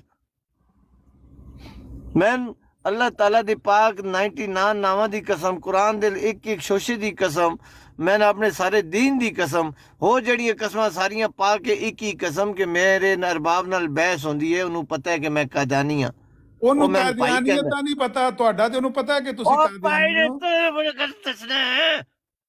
ਅਗਰ ਮੇਰੀ ਗੱਲ ਸੁਣੋ ਉਹਨੂੰ ਪਤਾ ਹੈ ਕਿ ਤੁਸੀਂ ਮਿਰਜ਼ਾ ਸਾਹਿਬ ਨੂੰ ਨਬੀ ਮੰਨਦੇ ਹੋ ਉਹ ਲਾ ਇਲਾਹਾ ਇਲੱਲਾਹ ਮੁਹੰਮਦ ਰਸੂਲ ਅੱਲਾਹ ਪਤਾ ਹੈ ਯਾਰ ऐसा मेरा दीन है कि इथे और करा के आगे जाके और करांगा अच्छा मेरी गल सुनो जेड़ी गल ਉਹਨੂੰ ਪਤਾ ਹੈ ਸੁਣੋ ਤੇ ਸਹੀ ਨਾ ਆਖਰੀ ਰੋਜ਼ਾ ਹੈ ਰੋਜ਼ਾ ਮੈਨੂੰ ਖਰਾਬ ਕਰ ਦੇਣਾ ਹੌਸਲਾ ਕਰੋ ਤੁਸੀਂ ਹੌਸਲੇ ਨਾਲ ਗੱਲ ਕਰੋ ਰੋਜ਼ਾ ਨਹੀਂ ਖਰਾਬ ਹੁੰਦਾ ਜਦੋਂ ਤੁਸੀਂ ਆਪਣਾ ਹੌਸਲੇ ਦਾ ਦਾਮਨ ਛੱਡ ਦਿੰਦੇ ਹੋ ਨਾ ਚੀਕਾਂ ਮਾਰਨ ਸ਼ੁਰੂ ਕਰ ਦਿੰਦੇ ਹੋ ਉਦੋਂ ਜ਼ਾਹਿਰ ਹੈ ਫਿਰ ਰੋਜ਼ਾ ਤੇ ਖਰਾਬ ਹੋਏਗਾ ਮੈਂ ਇਹ ਕਹਿਣਾ ਕਿ ਅਗਰ ਉਸ ਬੰਦੇ ਨੂੰ ਪਤਾ ਹੈ ਕਿ ਤੁਸੀਂ ਕਾਦੀਆਨੀ ਹੋ ਤੇ ਪੀਰ ਅਸਕਾਨੀ ਸਾਹਿਬ ਉਹਨੂੰ ਕੀ ਆਖਣ ਲੱਗੇ ਸਨ ਕਿ ਤੁਸੀਂ ਬੁੱਤ ਪ੍ਰਸਤ ਹੋ ਤੁਸੀਂ ਜਿਹੜੀਆਂ ਗੱਲਾਂ ਜਿਹੜੀਆਂ ਮੇਰੇ ਅਕੀਦੇ ਮੈਨੂੰ ਦੱਸਿਓ ਜਿਹੜਾ ਮੈਂ ਪਿੱਟਦਾ ਵਾਂ ਕਿ ਮੇਰਾ ਅਕੀਦਾ ਨਹੀਂ ਹੈ ਅੱਜ ਤੱਕ ਤੁਸੀਂ ਨੇ ਮੰਨਿਆ ਕਿ ਯਾਰ ਤੂੰ ਠੀਕ ਕਹਿ ਰਿਹਾ ਜਿਹੜੇ ਅਸੀਂ ਕਹਿੰਦੇ ਆ ਤੁਹਾਡਾ ਅਕੀਦਾ ਉਹ ਹੁਣ ਮੈਨੂੰ ਗੱਲ ਕਰਨ ਦਿਓਗੇ ਉਹ ਕਿਹੜਾ ਅਕੀਦਾ ਦੱਸੋ ਨਾ ਕਿਹੜਾ ਅਕੀਦਾ ਜਿਹੜਾ ਤੁਸੀਂ ਨਹੀਂ ਮੰਨਦੇ ਤੇ ਹਰ ਅਕੀਦਾ ਜਿਹੜੀ ਤੁਸੀਂ ਜਮਾਤ ਅਹਿਮਦੀਆ ਤੇ ਫਿੱਟ ਕਰਦੇ ਹੋ ਕਦੀ ਤੁਸੀਂ ਕਹਿੰਦੇ ਹੋ ਕਿ ਮਿਰਜ਼ਾ ਸਾਹਿਬ ਨੇ ਨਬੂਵਤ ਦਾ ਦਾਵਾ ਕੀਤਾ ਹੀ ਨਹੀਂ ਕਦੀ ਕਹਿੰਦੇ ਉਹਨਾਂ ਨੇ ਨਬੂਵਤ ਦਾ ਦਾਵਾ ਕੀਤਾ ਕਦੀ ਕਹਿੰਦੇ ਹੋ ਥੋੜਾ ਕਲਮਾ ਹੋ ਰਹੇ ਕਦੀ ਕਹਿੰਦੇ ਹੋ ਕੁਰਾਨ ਹੋ ਰਹੇ ਕਦੀ ਤੁਸੀਂ ਕੀ ਕਹਿੰਦੇ ਹੋ ਤੁਸੀਂ ਖੁਦਾ ਤੁਸੀਂ ਪਾਗਲ ਹੋ ਗਏ ਮਿੰਟਲ ਹੋ ਗਏ ਮੇਰਾ ਮੁਹੰਮਦ ਸੱਲਮ ਦੇ ਦੀਨ ਤੋਂ ਇਲਾਵਾ ਇੱਕ ਨੁਕਤਾ ਦੀਨ ਨਹੀਂ ਹੈ ਕਿੰਨੇ ਆਖਿਆ ਕਿ ਤੁਹਾਡਾ ਕੁਰਾਨ ਹੋ ਰਿਹਾ ਤੁਹਾਡਾ ਤੋਂ ਸ਼ੋਸ਼ਾ ਨੁਕਤਾ ਵੀ ਬਾਹਰ ਮੇਰਾ ਦੀਨ ਨਹੀਂ ਹੈ ਅੱਛਾ ਮੇਰੀ ਤੁਸੀਂ ਅੱਜ ਤੱਕ ਮੰਨਿਆ ਇੱਥੇ ਤੁਹਾਡੇ ਉੱਤੇ ਕਿੰਨੇ ਇਲਜ਼ਾਮ ਲਾਇਆ ਕਿ ਤੁਹਾਡਾ ਕੁਰਾਨ ਹੋ ਰਿਹਾ ਤੁਹਾਡਾ ਇਲਾਮੀ ਕਲਾਮ ਹੀ ਹੋ ਰਿਹਾ ਤੁਹਾਡੀ ਜਿਹੜੀ ਇਲਾਮੀ ਕਿਤਾਬ ਹੈ ਉਹ ਕਿਤਾਬ ਹੀ ਹੋ ਰਿਹਾ ਉਹ ਭਾਈ ਅਸੀਂ ਕਿਸੇ ਕਿਤਾਬ ਨਾਲ ਈਮਾਨ ਦਾ ਹਿੱਸਾ ਨਹੀਂ ਹੋ ਈਮਾਨ ਇਲਾਮ ਅਗਰ ਹੈ ਵੀ ਤੇ ਉਹ ਕੁਰਾਨ ਦੇ ਜ਼ੇਰੇ ਸਾਇਆ ਕੁਰਾਨ ਦੇ ਵਿੱਚ ਉਹ ਚੀਜ਼ ਕੁਰਾਨ ਵਿੱਚ ਮੌਜੂਦ ਹੈ ਮਿਰਜ਼ਾ ਸਾਹਿਬ ਕਹਿੰਦੇ ਨੇ ਕਿ ਜਿਹੜਾ ਮੇਰੇ ਤੇ ਕਲਾਮ ਨਾਜ਼ਲ ਹੁੰਦਾ ਹੈ ਉਹਦੇ ਤੇ ਮੈਂ ਐਸੇ ਤਰ੍ਹਾਂ ਈਮਾਨ ਲੈ ਕੇ ਆਇਆ ਜਿਸ ਤਰ੍ਹਾਂ ਕੁਰਾਨ ਤੇ ਤੌਰਾਤ ਤੇ ਇੰਜੀਲ ਤੇ ਜ਼ਬੂਰ ਤੇ ਈਮਾਨ ਲੈ ਕੇ ਆਇਆ ਇਸ ਵਿੱਚ ਕੋਈ ਫਰਕ ਹੈ यानी जेड़ा अल्लाह ताला इल्हाम और वही करता है तौबा नौज बिल्लाह वो झूठा है वो झूठा है मिर्ज़ा साहब ਤੇ ਕਲਾਮ ਨਾਜ਼ਲ ਹੁੰਦਾ ਸੀ ਜਿਹਨੂੰ ਉਹ ਕੁਰਾਨ ਤੌਰਾਤ ਇੰਜੀਲ ਜ਼ਬੂਰ ਅਰ ਮੰਨਦੇ ਸੀ ਉਹਨੂੰ ਤੁਸੀਂ ਤਦਵੀਨ ਕਰਕੇ ਜਮਾ ਕਰਕੇ ਉਹਦੀ ਇੱਕ ਕਿਤਾਬ ਬਣਾਈ ਹੈ ਤਜ਼ਕਰਾ ਉਹਦਾ ਨਾਂ ਹੈ ਲਾਹੌਰੀਆਂ ਨੇ ਬਣਾਈ ਉਹਦਾ ਬੁਸ਼ਰਾ ਨਾਂ ਹੈ ਇਸ ਤਰ੍ਹਾਂ ਹੀ ਹੈ ਨਾ ਤੁਸੀਂ ਆਮਿਰ ਸਾਹਿਬ ਤੁਸੀਂ ਮਾਰੀਆਂ ਯਾਰੀਆਂ ਤੁਸੀਂ ਉਹ ਵਕੀਲ ਹੋ ਵਕੀਲ ਤੁਸੀਂ ਹਰ ਪੁੱਠਾ ਮੀਨਿੰਗ ਵਿੱਚ ਮਤਲਬ ਕੱਢਣ ਦੀ ਕੋਸ਼ਿਸ਼ ਕਰਨੀ ਹੈ ਮੈਨੇ ਗੱਲ ਦੱਸੋ ਉਹ ਗੱਲ ਸੁਣ ਲਓ ਮੈਨੇ ਗੱਲ ਦੱਸੋ ਇੱਕ ਐਮਡੀ ਸੁਣ ਕਹਿ ਰਿਹਾ ਹੈ ਕਿ ਇਸ ਕੁਰਾਨ ਤੋਂ ਬਾਹਰ ਇੱਕ ਸ਼ੋਸ਼ਾ ਮੇਰਾ ਦੀਨ ਈਮਾਨ ਅਕੀਦਾ ਨਹੀਂ ਹੈ ਤੁਸੀਂ ਮੰਨ ਲਈਏ ਉਹ ਜੋ ਕੁ ਤੁਸੀਂ ਕਹਿ ਰਹੇ ਹੋ, ਤੁਸੀਂ ਜੋ ਮਰਜ਼ੀ ਕਹੋ, ਅਸੀਂ ਤੁਹਾਨੂੰ ਮਨਾ ਨਹੀਂ ਪੇ ਕਰਦੇ। ਅੱਛਾ ਨਹੀਂ, ਜੋ ਮਰਜ਼ੀ ਕਹੋ ਲੋ, ਅਸੀਂ ਜੋ ਮਰਜ਼ੀ ਮੰਨੀਏ, ਜੋ ਮੈਂ ਮਰਜ਼ੀ ਜਿਹੜਾ ਨਾ ਸਵਾਲ ਮੰਨੀਏ। ਕੀਤਾ ਹੈ ਉਹਦਾ ਓਏ ਜਵਾਬ ਯਾਰ ਦਿਓ। ਬੈਠ ਜਾਓ, ਸਵਾਲ ਤੁਹਾਡੇ ਸਵਾਲ। ਅੱਲਾ ਅਗਰ ਕਿਸੇ ਨੂੰ ਉਹਨਾਂ ਨੂੰ ਐਲਾਨ ਵੀ ਕੀਤਾ ਹੈ ਹਾਂ, ਤੇ ਕੁਰਾਨ ਦੀ ਆਇਤਾਂ ਸਮਝਾਈਆਂ, ਕੁਰਾਨ ਵੀ ਨया दीन नहीं दे देता अल्लाह ਉਸ ताला ਕਿਤਾਬ ਦਾ ना ਕੀ साडा ਨਹੀਂ, ईमान है ਉਸ ਕਿਤਾਬ ना ਦਾ ਕੀ मिर्जा ਹੈ? साहब दा दावा है कि मैं ਉਸ कोई ਕਿਤਾਬ- नवा दीन ले आया। ਉਸ ਕਿਤਾਬ ਦਾ जाहिलां ਕੀ ते ਨਾਂ ਹੈ? ईमान है, ਜਿਹੜੀ ਕਿਤਾਬ जेड़े जाहिल नहीं जाहिल हैं ना, उन्हां नूं की पता है दीन की है। ਤਲਤ ਸਾਹਿਬ, ਉਸ ਕਿਤਾਬ ਦਾ ਕੀ ਨਾਂ ਹੈ ਜਿਹਦੇ ਵਿੱਚ ਮਿਰਜ਼ਾ ਸਾਹਿਬ ना ਦੇ वड़ के ਇਲਹਾਮਾਤ खड़े यार, ना की है। ਹੈ? हाँ? ਕੌਣ ਬੜੇ ਖੱਡੇ 'ਚ? आ यार जाओ यार, दिमाग ना खराब ਨਹੀਂ, करो। ਮੇਰੀ ਗੱਲ ਸੁਣੋ। रोज़ा ਪੀਰ खराब ਅਸਕਾਨੀ ਸਾਹਿਬ है। ਇਹੋ ਹੀ ਦੱਸਣ ਲੱਗੇ ਸਨ ਕਿ ਇਹਨਾਂ ਦਾ कानी ਜਿਹੜਾ साहब मैं ਕੁਰਾਨ ना करो, छोड़ो मेरे मुंह च ना ਮੁਸਲਮਾਨਾਂ करो। ਦਾ ਕੁਰਾਨ ਤੇ ਤੁਹਾਡਾ ਤਜ਼ਕਰਾ ਅਸੀਂ है ਕਦੀ भाई, ਕਿ- जे कोई साडा तस्करा है, जे कुछ करना ने कर लो, साडा वाल पुट लो, बिगाड़ लो जे कुछ बिगाड़ना ने। ਇਹ ਅਗਰ ਤੁਸੀਂ ਆਪਣੇ ਅਰਬਾਬ ਨੂੰ ਦੱਸੋ ਕਿ ਇਹ ਸਾਡਾ ਇਲਹਾਮੀ ਕਲਾਮ ਹੈ, शर्म करो, शर्म करो, बेशर्माओ। इस वास्ते मैं फोन बंद कीता सी, जेड़ी ਤੁਹਾਡੀ औकात है तुसां अपनी औकात तकानी सी। ਕਿਹੜਾ ਕਿਹੜੀ ਔਕਾਤ? ਇਹ ਔਕਾਤ ਤੇ ਦਿਖਾਣੇ ਅਸੀਂ ਦੱਸਨੇ ਪਿਆ ਕਿ ਤਜ਼ਕਰਾ ਤੇ ਬੁਸ਼ਰਾ ਜਿਹੜਾ ਉਹਦੇ ਤੁਹਾਡੀ ਚ औकात मैंने पता है, मैं ਤੁਹਾਨੂੰ ਠੁੱਡਾ ਮਾਰ ਕੇ क्यों आया। ਤੁਹਾਡੀ औकात मैंने पता है, ਤੁਹਾਡਾ ਜਗਰ ईमान होता तो मैं सोचता क्यों। एम्बुलेंस आ गई, एम्बुलेंस इख्तियार करो, बैठो जी एम्बुलेंस है, आ जाओ जी। ਇਹਨਾਂ ਦੇ ਮੂੰਹ ਤੇ ਆਕਸੀਜਨ ਲਾਓ। ਤਲਤ ਸਾਹਿਬ ਖਾਮੋਸ਼ ਰਹੋ, ਬਾਕੀ ਬੰਦੇ ਮੈਨੂੰ ਇਹ ਦੱਸੋ ਤਲਤ ਸਾਹਿਬ, ਤੁਸੀਂ ਜਿਹੜਾ ਕਲਾਮ ਮਿਰਜ਼ਾ ਸਾਹਿਬ ਕੁਰਾਨ, ਤੁਰਾਤ, ਇੰਜੀਲ, ਜ਼ਬੂਰ ਹਰ ਮੰਨਦੇ ਸਨ, ਉਹਦੇ ਤੇ ਤੁਸੀਂ ਵੀ ਇੰਜ ਹੀ ਮੰਨ ਲਿਆਉਂਦੇ ਹੋ ਜਿਸ ਤਰ੍ਹਾਂ ਕੁਰਾਨ ਤੇ ਲਿਆਉਂਦੇ ਹੋ? ਬਿਲਕੁਲ ਕੋਈ ਸ਼ੱਕ ਨਹੀਂ, ਇੱਕ ਨੁਕਤੇ ਦਾ ਸ਼ੱਕ ਨਹੀਂ ਹੈ। ਇਹ ਹੀ ਗੱਲ ਤੁਹਾਡੇ ਅਰਬਾਬ ਨੂੰ ਦੱਸਣੀ ਸੀ। ਇਹਦੇ ਤੋਂ ਬਾਅਦ ਅਸੀਂ ਜੇ ਦਸੀਏ ਤਾਂ ਅਸੀਂ ਤੁਹਾਡੇ ਮੁਜਰਮ। ਤੁਸੀਂ ਦੱਸੋ ਬਈ, ਕੁਰਾਨ ਤੋਂ ਇਸ ਦੀਨ ਤੋਂ ਕਿਹੜੀ ਬਾਰ ਉਹਨਾਂ ਨੇ ਕੋਈ ਦਸੀ ਐਲਾਨ ਵੇ ਦੀ, ਮੈਨੂੰ ਸਮਝਾਓ, ਮੈਨੂੰ ਦੱਸੋ। ਜੋ ਕੁਝ ਉਹਦੇ ਵਿੱਚ ਲਿਖਿਆ ਹੈ ਤਜ਼ਕਰੇ ਦੇ ਵਿੱਚ ਜੋ ਦੋ ਨਹੀਂ ਲਿਖਿਆ, ਚੀਕਾ ਨਾ ਮਾਰੋ। ਅੱਛਾ, ਹੁਣ ਮੈਨੂੰ ਦੱਸੋ ਕਿਹੜਾ ਦੀਨ ਉਹਨਾਂ ਨੇ ਨਵਾਂ ਦਿੱਤਾ ਹੈ ਐਲਾਨ ਮੈਂ ਔਰ ਵਹੀ ਦੱਸਣਾ, ਦੇ ਜ਼ਰੀਏ, ਮੈਂ ਉਹ ਦੱਸਣਾ, ਦੀਨ ਮਿਲ ਦਿਓ। ਮੈਂ ਹਾਂ, ਦਿਓ ਦੱਸਣਾ, ਜੀ। ਮੈਂ ਦੱਸਣਾ, ਦੱਸੋ ਜੀ, ਮੈਂ ਦੱਸੋ ਜੀ। ਦੱਸਣਾ। ਕੁਰਾਨ ਦੀ ਜਿਹੜੀ ਹੈ ਨਾ ਸੂਰਤ ਫਾਤਿਹਾ ਤੋਂ ਲੈ ਕੇ ਸੂਰਾ ਨਾਸ ਤੱਕ ਕਿਰੇ ਨਹੀਂ ਲਿਖਿਆ ਦੋ ਪੁਲ ਟੁੱਟ ਗਏ ਨੇ, ਦੋ ਬੱਕਰੇ ਜ਼ਿਬਾ ਹੋ ਗਏ ਨੇ ਜਨਾਬ, ਉਹ ਤਿੰਨ ਉਸਤਰੇ ਤੇ ਇਤਰ ਦੀ ਸ਼ੀਸ਼ੀ, ਕਿਰੇ ਨਹੀਂ ਲਿਖਿਆ। ਇਹ ਤੇ ਤੁਹਾਡਾ ਕਲਾਮ ਹੈ ਨਾ, ਇਹ ਤੁਹਾਡੇ ਅਰਬਾਬ ਨੂੰ ਦੱਸਣਾ ਸੀ ਕਿ ਇਹ ਇਹਨਾਂ ਦਾ ਲਾਮਾ ਇਹ ਕਲਾਮ ਹੈ। ਈਮਾਨ ਹੈ। ਅਗਰ ਕਿਸੇ ਅੱਲਾਹ ਤਾਲਾ ਨੇ ਉਹਨਾਂ ਨੂੰ ਕੋਈ ਐਲਾਨ ਕੀਤਾ ਹੈ, ਮਿਸਾਲ ਹੈ ਕਿ ਉਹਨਾਂ ਨੂੰ ਕੋਈ ਇਤਲਾਹ ਦਿੱਤੀ ਹੈ, ਤੇ ਸਾਡਾ ਇਹ ਈਮਾਨ ਹੈ। ਅਸਾਂ ਈਮਾਨ ਲੈਣਾ ਕਿ ਦੋ ਉਸਤਰੇ ਸਨ, ਇੱਕ ਸ਼ੀਸ਼ੀ ਸੀ, ਦੋ ਬਲੇਡ ਸਨ, ਇਹ ਅਸਾਂ ਕਹਿਣਾ। ਤੁਹਾਨੂੰ ਕਾਸ਼ ਤਲਾਵਤ ਤੁਹਾਡੇ ਕਰਨੀ ਅੰਦਰ ਕੋਈ ਚਾਹੀਦੀ, ਈਮਾਨ ਹੁੰਦਾ ਨਾ, ਤੁਹਾਡੀ ਤਲਾਵਤ ਕਾਸ਼ ਕਰਨੀ ਤੁਹਾਡੇ ਅੰਦਰ ਚਾਹੀਦੀ। ਈਮਾਨ ਹੁੰਦਾ, ਔਰ ਤੁਸੀਂ ਜਿਸ ਤਰ੍ਹਾਂ ਉਹਨਾਂ ਨੇ ਫਰਮਾਈਆਂ ਇਹ ਗੱਲਾਂ ਈਮਾਨ ਨਾਲ ਸਮਝ ਲੈਂਦੇ, ਅੰਡਰਸਟੈਂਡ ਕਰਦੇ, ਜਿਸ ਤਰ੍ਹਾਂ ਅਹਿਮਦੀਆ ਨੇ ਤਿੰਨ ਕੀਤੀਆਂ। ਉਸਤਰੇ ਨੇ, ਤੁਹਾਡਾ ਤਿੰਨ ਉਸਤਰੇ ਤੇ ਇਤਰ ਦੀ ਯਾਰ ਸ਼ੀਸ਼ੀ। ਆਮਿਰ ਸਾਹਿਬ ਤਰੇ ਉਸੇ ਆ ਚੀਜ਼ੇ ਤੁਹਾਨੂੰ ਕੀ ਪਤਾ ਈਮਾਨ ਕੀ। ਤੁਸੀਂ ਇਹਨੂੰ ਕੁਰਾਨ ਤੁਸੀਂ ਮੁਸਲਮਾਨਾਂ ਦੇ ਘਰ ਜੰਮ ਗਏ ਹੋ, ਕੋਈ ਨਸੀਬ ਹੋ, ਫਿਰ ਉਸਤਾਦਾਂ ਕੋਲੋਂ ਕੁਰਾਨ ਵੀ ਪੜ੍ਹ ਲਿਆ, ਇਹ ਵੀ ਤੁਹਾਡਾ ਮਾਸ਼ਾਅੱਲਾ ਐਕਸਟਰਾ ਪੁਆਇੰਟ ਹੋ ਗਿਆ। ਕੁਰਾਨ ਪੜ੍ਹੀ ਆਓ ਤੇ ਅੱਬਾ ਜਾਣਦੇ ਕਿਦੇ ਮੰਨੀ ਆਓ, ਅੱਬਾ ਜਾਣਦੇ ਕਿਦੇ ਸੱਚੇ ਸਨ, ਅੱਬਾ ਕੁਰਾਨ ਜਾਣਦੇ ਮੰਨਦੇ ਕਿਦੇ ਹੋ, ਸੱਚੇ ਸਨ। ਤਿੰਨ ਉਸਤਰੇ ਤੇ ਇਤਰ ਦੀ ਸ਼ੀਸ਼ੀ ਨੂੰ ਕੁਰਾਨ ਅਰ ਮੰਨਦੇ ਹੋ। ਇਹ ਕੁਰਾਨ ਦੀ ਆਇਤਾਂ ਨੇ ਜਿਸ ਤਰ੍ਹਾਂ ਇੰਜ ਨੂੰ ਜਿਹੜੇ ਉਹਨਾਂ ਤੇ ਐਲਾਨ ਹੋਇਆ ਇਹ ਅੱਲਾ ਨੇ ਕੀਤਾ, ਇਹ ਮੈਂ ਇਸੇ ਤਰ੍ਹਾਂ ਮੰਨਦਾ ਜਿਸ ਤਰ੍ਹਾਂ ਕੁਰਾਨ ਨਾਜ਼ਿਲ ਹੋਇਆ ਮੁਹੰਮਦ ਸੱਲੱਲਾਹੁ ਅਲੈਹਿ ਵਸੱਲਮ ਤੇ। ਬਹੁਤ ਅੱਛੇ। ਮੈਂ ਵੀ ਇਹ ਅਰਬਾਬ ਤੁਹਾਡੇ ਨੂੰ ਦੱਸਣਾ ਸੀ ਕਿ ਜਿਹੜਾ ਦੱਸੋ ਕੁਰਾਨ ਜਾ ਦੀਆਂ ਕੇ ਆਇਤਾਂ- ਬਾਤ ਦੁਨੀਆ ਨੂੰ ਨਹੀਂ ਪਤਾ, ਦੁਨੀਆ ਅੰਨੀ ਹੈ। ਆਪਣੇ ਘਰ ਹੈ ਅਰਬ ਵਿੱਚ ਸਾਡਾ MTV ਉਹ ਵੇਖਦਾ, ਉਹ ਕਹਿੰਦਾ ਮੈਂ MTV ਵੇਖਦਾ, ਮੈਂ ਉੱਥੇ ਫੋਨ ਕਰਦਾ, ਸਵਾਲ ਜਵਾਬ ਕਰਦਾ, ਲੇਕਿਨ ਉਹਨੂੰ ਕਹਿਣਾ ਮੈਂ ਜਿਹੜੀ ਸਾਡੇ ਅਸੀਂ ਉਹਦੇ ਨਾਲ ਕੁਝ ਝੂਠ ਬੋਲਣ MTA ਲੱਗੇ ਜਿਹੜੇ MTA ਤੇ ਤੂੰ ਸਵਾਲ ਕਰਨਾ ਹੈ, ਤੂੰ ਤੇਰਾ ਦਿਮਾਗ ਖਰਾਬ ਹੈ। ਸਾਡਾ ਇੱਕ ਨੁਮਾਇੰਦਾ ਹੈ ਜਿਸ ਦਾ ਨਾਮ ਆਮਰ ਨਜ਼ੀਰ ਰਹਿਮਤੁल्लाह ਹੈ, ਉਹਨੂੰ ਮੈਂ ਨੰਬਰ ਦੇਣਾ, ਉਹਦੇ ਕੋਲੋਂ ਪੁੱਛਦੇ ਅਬਦੀਅਤ ਕੀ ਹੈ। ਅੱਲਾ ਗਵਾਹ ਹੈ।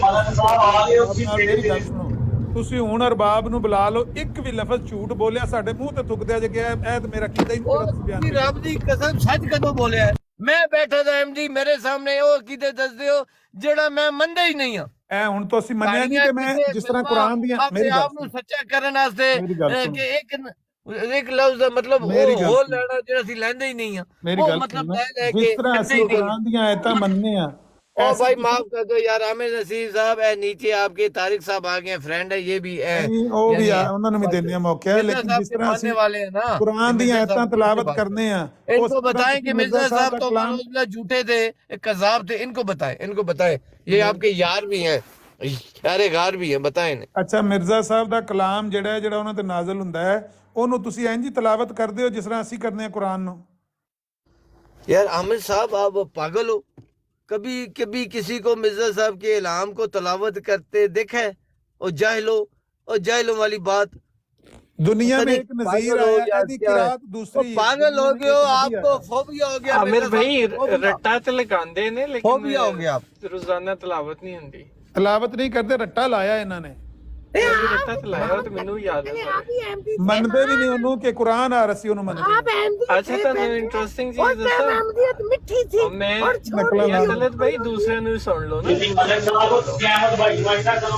اتنے ہر نتو پتو خیرہ ماشاءاللہ سوڑا انچارج ہے، لوگ مینوں مشورے دے رہے ہیں کہ اسی ماشاءاللہ احمدیہ دے مخالف ہاں، اسی اس براڑ تے بول سکتے ہیں، تو چپ کر جا۔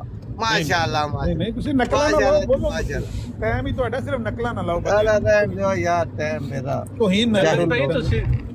تسی نا بریک لو تھوڑی جی، روزہ لگن ڈے۔ وہ میں نہیں لاندا، جیڑا میرا پٹنا ہے پٹ لو بھائی، میں نہیں لاندا بریک۔ اچھا جاری رکھو، جاری تسی اپنا جو کچھ بھی پٹنا آپ ہی پٹو گے اتنے کول نہیں میں پٹنا نہیں ہے، تو پھر سانوں ہی نہ مشورہ دو اسی کیویں پٹ سکتے نہیں ہیں؟ تساں نہیں، میں نہیں بریک لاندا، میں بریک نہیں لاندا۔ لا جو یار چلے میں دیکھو ایتھے 37-38 لوگ بیٹھے نے، ایتھے 37-38 لوگ بیٹھے نے، وڑ اوپر کے 9 لوگ کھڈے بیٹھے جے نے۔ میں کی طرح بیٹھے تھے بھائی؟ نہیں تسی سارے نو کھڈے چ نہیں نا وہ وڑ بھائی آپ سکتے۔ کو نو آپ اس براڈ کے انچارج ہو، جیڑا نتو میں- پتو خیرے اٹھ کے آندا ہے وہ تو چپ کر جا، تو اسی میرے سارے اوتے علی دے لازمی کرنا مہمان ہے۔ ہاں، علی نے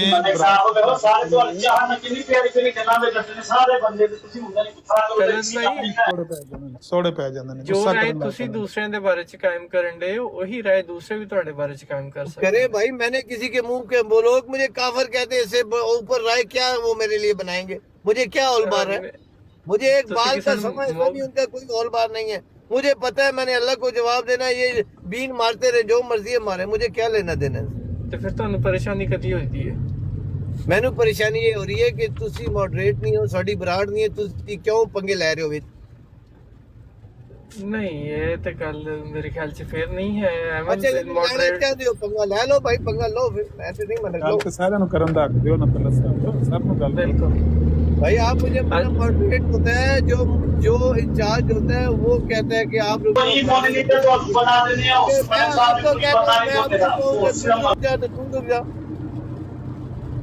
طلعت بھائی نے ماڈریٹر بناؤ، سب نے پہلے تو نہیں میں نے نہیں چاہیے، بڑی مہربانی، میری اپنی جڑی ہے میں انہوں نے استعمال کرتا، سواڈی میں کی کرتا۔ نہیں میں نہیں کسی نے لاتا، لیکن غلط بات ہے نا، مجھے آپ کہہ سکتے ہیں یار بھائی فلانے کو بات کرنے دیں، فلاں میں آپ کو کہتا ہوں کہ یار مجھے بات کرنے دو، جو لیکن کوئی دوسرا تھرڈ پرسن جو ایم ڈی او کے خلاف ماشاءاللہ وہ آ کے مجھے کہہ رہے ہیں طلعت بھائی ایسے کوئی بندہ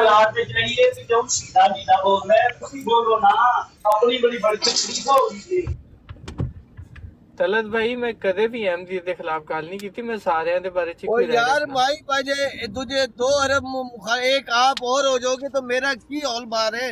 ناساں دے والدہ بھی وزن نہیں ہے، آپ ہو جاؤ، نہیں ہوتے میری صحت پہ کیا اثر ہے؟ صحت تے اثر پینڈے نا تہاڈی تے، بلکہ میں نے آپ کو اثر ڈالا ہوا ہے، جو آپ تھوڑی تھوڑی دیر دوسروں کو بھی بات کرنے دو نا، اس کو کرنے دو، آپ چپ ہو جاؤ، بلکہ میں نے آپ کو بھائی اثر ڈالا ہوا ہے۔ میں تقریباً ادھے گھنٹے تو خاموشی نہ سن رہا تہاڈا۔ بھائی مجھے کیا بتا رہے ہو؟ احمد بھائی ایک منٹ حوصلہ ہے کسی نے ادھا ماڈریٹر گھنٹہ سے بات سن لو۔ کرو یا جو ہوسٹ ہے ان سے بات کرو، مجھے کیا بتا رہے ہو بھائی؟ طلعت بھائی کنے پیسے بن گئے نے اس ایکٹنگ دے؟ کس چیز کے پیسے بن گئے؟ جی تسے تھیٹر لایا تے کنے پیسے بنے دسو؟ اگر یہ پیسے بنتے ہوندے تو تسی سارے ممبر ہوندے، تسی اتنے لالچی ہو کہ ملاوٹاں کر کے پیسے کما رہے ہو، رشوتاں لے کے کما رہے ہو، بندے مار کے کما رہے ہو، دین دا کھلواڑ کر کے کما رہے ہو۔ اگر اتنے آسان طریقے نال پیسے ملتے ذات دی قسم تسی سارے احمدی ہوندے، سارے احمدی ہوندے، لینڈ لائی دی ہوندی تساں نے، ہم بھی احمدی ہیں، ہم بھی احمدی ہیں۔ سب خاموش رہو، میں مرزا صاحب دے الہامی کلام نو پیش کرن لگا، اے میں انہاں دے ارباب دے سامنے پیش کرنا سی، بالکل جس طرح مسلمان قرآن کریم دی آیت دی تلاوت کردے نے، اے ویکھو عربی دے وچ، اجلن جسد لہو خوار لہو ناسب و عذاب، اے لیکرام دے بارے مرزا صاحب دا الہام ہے۔ यानी ये सिर्फ एक बेजान गौशाला है जिसके अंदर से एक मकरू आवाज़ निकल रही है, तर्जमा भी होता मैं दस रहे हैं, और उसके लिए उन गुस्ताखियों और बदज़बानियों की वज़ में सज़ा और रंज और अजाब मुकद्दर है जो ज़रूर उसको मिलकर रहेगा। ए वे मिर्ज़ा साहब दा ओ कलाम जेड़ा मिर्ज़ा साहब कहते ने मैं कुरान और तौरात और इंजील और ज़बूर और मन्ना इजलुन जसदुन लहू खवार लहू नासबुम व आज़ाब। अगर ਇਹ ਕਲਾਮ ਤੁਹਾਡੇ ਅਰਬਾਬ ਨੂੰ ਅਸੀਂ ਦੱਸਨੇ ਆ ਕਿ ਇਹ ਇਹਨਾਂ ਦਾ ਇਲਹਾਮੀ ਕਲਾਮ ਹੈ, ਇਹਦੇ 'ਚ ਕੋਈ ਝੂਠ ਬੋਲਨੇ ਆ ਅਸੀਂ? اس دی سن تکلیف کی یہ بھی نال تھوڑی جی وضاحت کر جو جے اس کلام دی سن اے پیڑ ہے اے تکلیف ہے اے بھی بیان ਕਾਂ ਦੀ ਪੀੜ ਤੁਹਾਡਾ ਕਲਾਮ ਹੈ, ਸਾਨੂੰ ਇਹਦੀ ਕਾਂ ہے کلام بھائی سن تکلیف ہے دس دیو اسی تکلیف دے حل کرن دی کوشش پوری کریں گے۔ ਪੁੱਛਿਆ ਤੁਸੀਂ ਇਸ ਕਲਾਮ ਦੀ ਕਿਤਾਬ ਇੱਕ ਬਣਾਈ ਹੈ, ਤਜ਼ਕਰਾ ਉਹਦਾ ਨਾਮ ਹੈ میں کہہ رہا ہوں کتاب پڑھائیے اسی تلاوت کرنے ہاں ساڈے تے فرض ہے، سن کسی نو اگر تکلیف ہے دسے اسی حل کرن دی کوشش پوری کریں گے۔ دسو ਨਹੀਂ ਮੈਂ ਕਦੋਂ ਕਿਹਾ ਤਕਲੀਫ ਹੈ? ਅੱਛਾ ਇੱਕ ਹੋਰ ਆਇਤ ਇਹਨਾਂ ਦੀ ਸੁਣੋ, ਇਹਨਾਂ ਦੇ ਕਲਾਮ ਦੀ ਯੁਕਜ਼ਾ ਅਮਰਹੂ ਫੀ ਸਿੱਤਨ। ਇਹਦਾ ਤਰਜਮਾ ਹੈ ਵੇ کہ 6 में इसका काम तमाम किया जाए। युकजा अमरहू फी सित्तिन, 6 में इसका काम तमाम किया जाएगा। ਇਹ ਕਲਾਮ ਹੈ। ਇਸ ਕਲਾਮ ਨੂੰ ਜੇ ਲੋਕਾਂ ਨੂੰ ਤਾਰਫ ਕਰਾਈਏ ਕਿ ਇਹ ਮਿਰਜ਼ਾ ਸਾਹਿਬ ਤੇ ਨਾਜ਼ਲ ਹੋਣ ਵਾਲਾ ਕਲਾਮ ਜਿਹੜਾ ਇਹਨੂੰ ਕਲਾਮ ਕਹਿੰਦਾ ਹੈ ਉਹ ਜਾਹਿਲ ਹੈ, ਅਬ ਵੱਡਾ ਜਾਹਿਲ ਹੈ, ਫਿਰੌਨ ਵਾਲਾ ਜਾਹਿਲ ਹੈ। ਇਹ ਅੱਲਾਹ ਤਾਲਾ ਨੇ ਇਤਲਾਹ ਕਰਕੇ ਅਗਰ ਕੋਈ ਬੰਦਾ ਨੂੰ ਆਪਣੇ ਬੰਦੇ ਨੂੰ ਕਲਾਮ ਕੀਤਾ ਹੈ, ਇਤਲਾਹ ਦਿੱਤੀ ਦਸੀ ਉਹ ਕਲਾਮ ਨਹੀਂ ਹੈ। ਕਿਆ ਅਸਾਂ ਇਹ ਕਲਾਮ ਦੀ ਕਿਤਾਬ ਕੋਈ ਜਿਸ ਤਰ੍ਹਾਂ ਅੱਲਾਹ ਦੀ ਕਿਤਾਬਾਂ ਹੋਰ ਹਨ ਕਿਆ ਅਸਾਂ ਨੇ ਬਣਾਈਆਂ کہ کتاباں کلام دیا انہاں دی خود پڑھیا کرو تلاوت کیتا کرو؟ جی کیسے جاہل لوگ کلام اینو کلام کہنا طلعت بھائی جڑے جس دا ایک اور ہے تسی پہلے بات کی طلعت بھائی آپ پہلے بات کریں جی۔ ویسے جماعت احمدیہ کی طرف سے میں نے یہ پڑھا تھا، جماعت احمدیہ کی طرف سے میں نے یہ پڑھا تھا کہ میں نے خود یہ پڑھا ہے کہ ہدایت دی گئی تھی کہ تذکرہ کی تلاوت کرنی چاہیے۔ میں نعرے مارو اور اکٹھے ہو جاؤ۔ میں کہ میں خود پڑھیا سی کہ جماعت کو ہدایت دی گئی تھی کہ تذکرہ کی تلاوت کرنی کرو۔ ہر کسی نو اپنیاں پیڑاں، کسی نو خلافت دیاں پیڑاں، کلام کیا ہے، کسی نو نبوت دیاں پیڑاں، کسی نو احمدی دیاں پیڑاں، اے پیڑیاں پیڑاں اپنیاں اپنیاں جتاؤ۔ کسی نو چندے دیاں پیڑاں، ہاں چندے دی پیڑاں، چندے دی تے بڑی وڈی درد ہے، دیندے اسی ہاں، لیندی جماعت ہے، پیڑاں سون ہو رہی ہیں، دیکھو تے ماشاءاللہ۔ میریاں بھی 3 نسلاں ہو گئی نے میریاں 3 نسلاں ہو گئی نے دیکھدیاں نے دے رہے ہیں تو لے لو واپس اپلیکیشن دیو، آپ نے دسو اے حساب کتاب میں واپس ریفنڈ والا آپشن ہے نہیں نا۔ ایک منٹ صاحب نے گل کیتی ہو سن یہ صرف نظام وصیت کے تحت میں واپس دیاں گا، میں کہہ رہا دیو ریفنڈ والا دیو۔ نظام وصیت کے تحت جو چندہ دیا جاتا جان دیا کرو ہے اس میں ایک پیراگراف ہے کہ آپ واپس لے سکتے ہیں۔ تسی تے اپنا پتہ نہیں کیویں تسی تے اپنا پتہ نہیں اپنی اوقات بتائیں کہ کیویں دیندے ہو گے۔ میں او جاہلو، میں نے زندگی کے 30 سال میں اہل سنت جماعت رہا ہوں، میرے منہ سے ایک بار بھی سنا ہے کہ میں نے پیسے دیے تھے چندہ۔ یہ اوقات کی بات ہوتی ہے اور اپنے اپنے ظرف کی بات ہوتی ہے، آپ کا ظرف جتنا ہے وہی آپ کو بتا رہے ہیں۔ خاموش ہو جائیں۔ ਇਹ ਕਹਿੰਦੇ ਨੇ ਤਲਤ ਸਾਹਿਬ ਕਹਿੰਦੇ ਨੇ ਕਿ ਜਿਹੜਾ ਇਹਨੂੰ ਕਲਾਮ ਕਹਿੰਦਾ ਹੈ ਉਹ ਜਾਹਿਲ ਹੈ, ਜਾਹਿਲ ਦਾ ਪੁੱਤਰ ਹੈ। اور یار کلام کا مطلب میں آپ سے بات کر رہا ہوں، یہ بھی کلام ہے۔ جاہل کے بچوں، سنو جاہل کے بچے آپ جاہل کے بچے ہو، میں آپ سے کلام کر رہا ہوں، اسے کلام کہتے ہیں۔ یہ جو میں بات کر رہا ہوں آپ سے یہ کلام ہے، اس کو بھی کلام کہتے ہیں۔ جو مطلب اپنی مرضی کے خبیث مطلب نکالتے ہو، ہر بات کے خبیث جو خبیث ہو گئے تھے، خبیث مطلب نکالو گے نا۔ طلت اپنا طارق صاحب سنے حقیقت طلعت بھائی نے کی تھی ہے۔ طارق صاحب تسی بھی آ جاؤ، اکٹھے ہو جانے خاموش سارے جو مائک میوٹ کرو سارے۔ خدا کلام کہنے کلام کا مطلب کیا ہے؟ میں بھی آپ سے کلام کر اچھا رہا ہوں، آپ گل مجھ تو سے کرن دو کلام نا، کر رہے ہو. گل تو یہ کرن دو بولنے کو، یہ بات کرنے کو کلام ہی کہا جاتا ہے، ہاں جو آپ ہاں کے سر کے اوپر سے گزر سن تو جائے لو گا. نا، ایک منٹ الفاظ تو سن لو. حقیقت الوحی صفحہ 407، روحانی خزائن جلد نمبر 22 صفحہ 407، اس میں یہ لکھا ہوا ہے خدا کا کلام اس قدر مجبر ہوا ہے کہ اگر وہ تمام لکھا جائے تو 20 سپارے سے کم نہیں ہوگا، 20 جزء یعنی 20 سپارے سے کم نہیں ہوگا. یہ کلام ہے، اور طلعت صاحب کہتے ہیں کہ جو اس کو کلام کہتا ہے وہ جاہل ہے، جاہل کا بچہ ہے. اب مرزا صاحب کو آپ کیا فرما رہے ہیں؟ حقیقت ابھی الوحی سن انہوں نے اس کو لو کلام سن کہا. لو سن لو سن لو، بولنے کو کلام کہتے ہیں، اور یہ کلام اللہ کا، اللہ نے ہی بتایا نا، اللہ نے الہام وہی کی ہے. تو اس میں کوئی شک ہے جو وہ بات کہہ رہے ہیں؟ وہ جاہل صاحب سمجھ لینا، یہ جو اللہ کا جو بتا رہے ہیں وہی اور الہام، اگر یہاں پر اللہ کا کلام نہ بھی لکھے تو عقل والے کے پاس اسے پتہ ہے، جس کے پاس فہم قرآن ہے، فہم دین ہے، کہ یہ جو الہام وہی ہوتی ہے، یہ کلام الہی ہوتا ہے. پتہ نہیں کتوں کے آگے ہو. طلعت صاحب نے تو اپنی پہلے پیڑا کہہ دیا مکاؤ، کہہ رہے تھے اس کو طلعت صاحب کلام نے نہ پہلے کہو. کہہ دیا ہے پیڑا کہ مکاؤ، مرزا اپنی صاحب کی پیڑا تعلیم مکاؤ، جڑی پریکٹیکل پیڑ میں نے نا 0/0 وہ گل ہے. کرو. درد ہے درد ہے، ہائے مرزا صاحب دی درد ہے، میں نے پیڑے تسی ابھی نال تو بولو آپ کہہ رہے تھے ہائے اس طلعت کو صاحب مینوں نے تو کلام کہا کہنے خلافت مرزا والا صاحب دی کی جائے گا. ہے، تعلیم جو ہے ہائے وہ مینوں 0/0 خلافت دیاں ہے درداں، پریکٹیکلی. او مینوں خلافت دیاں درداں اٹھ گئیاں، مینوں اور نبوت نذیر دیاں صاحب درداں اٹھ گئیاں، میں مرزا صاحب دے کلام دیاں درداں اٹھ گئیاں. طلعت صاحب السلام علیکم محمد نصیر صاحب. اللہ حافظ رحمت بسرت دینے. خاموش رہو خاموش رہو، طلعت صاحب انٹرٹینمنٹ چل رہی ہے. اے ہونی تو تساں کیا ہے کہ اگر کوئی بندہ اینو کلام کہندا او جاہل تے جاہل دا بچہ تے مرزا صاحب اینو کہندے نے خدا دا کلام ہے.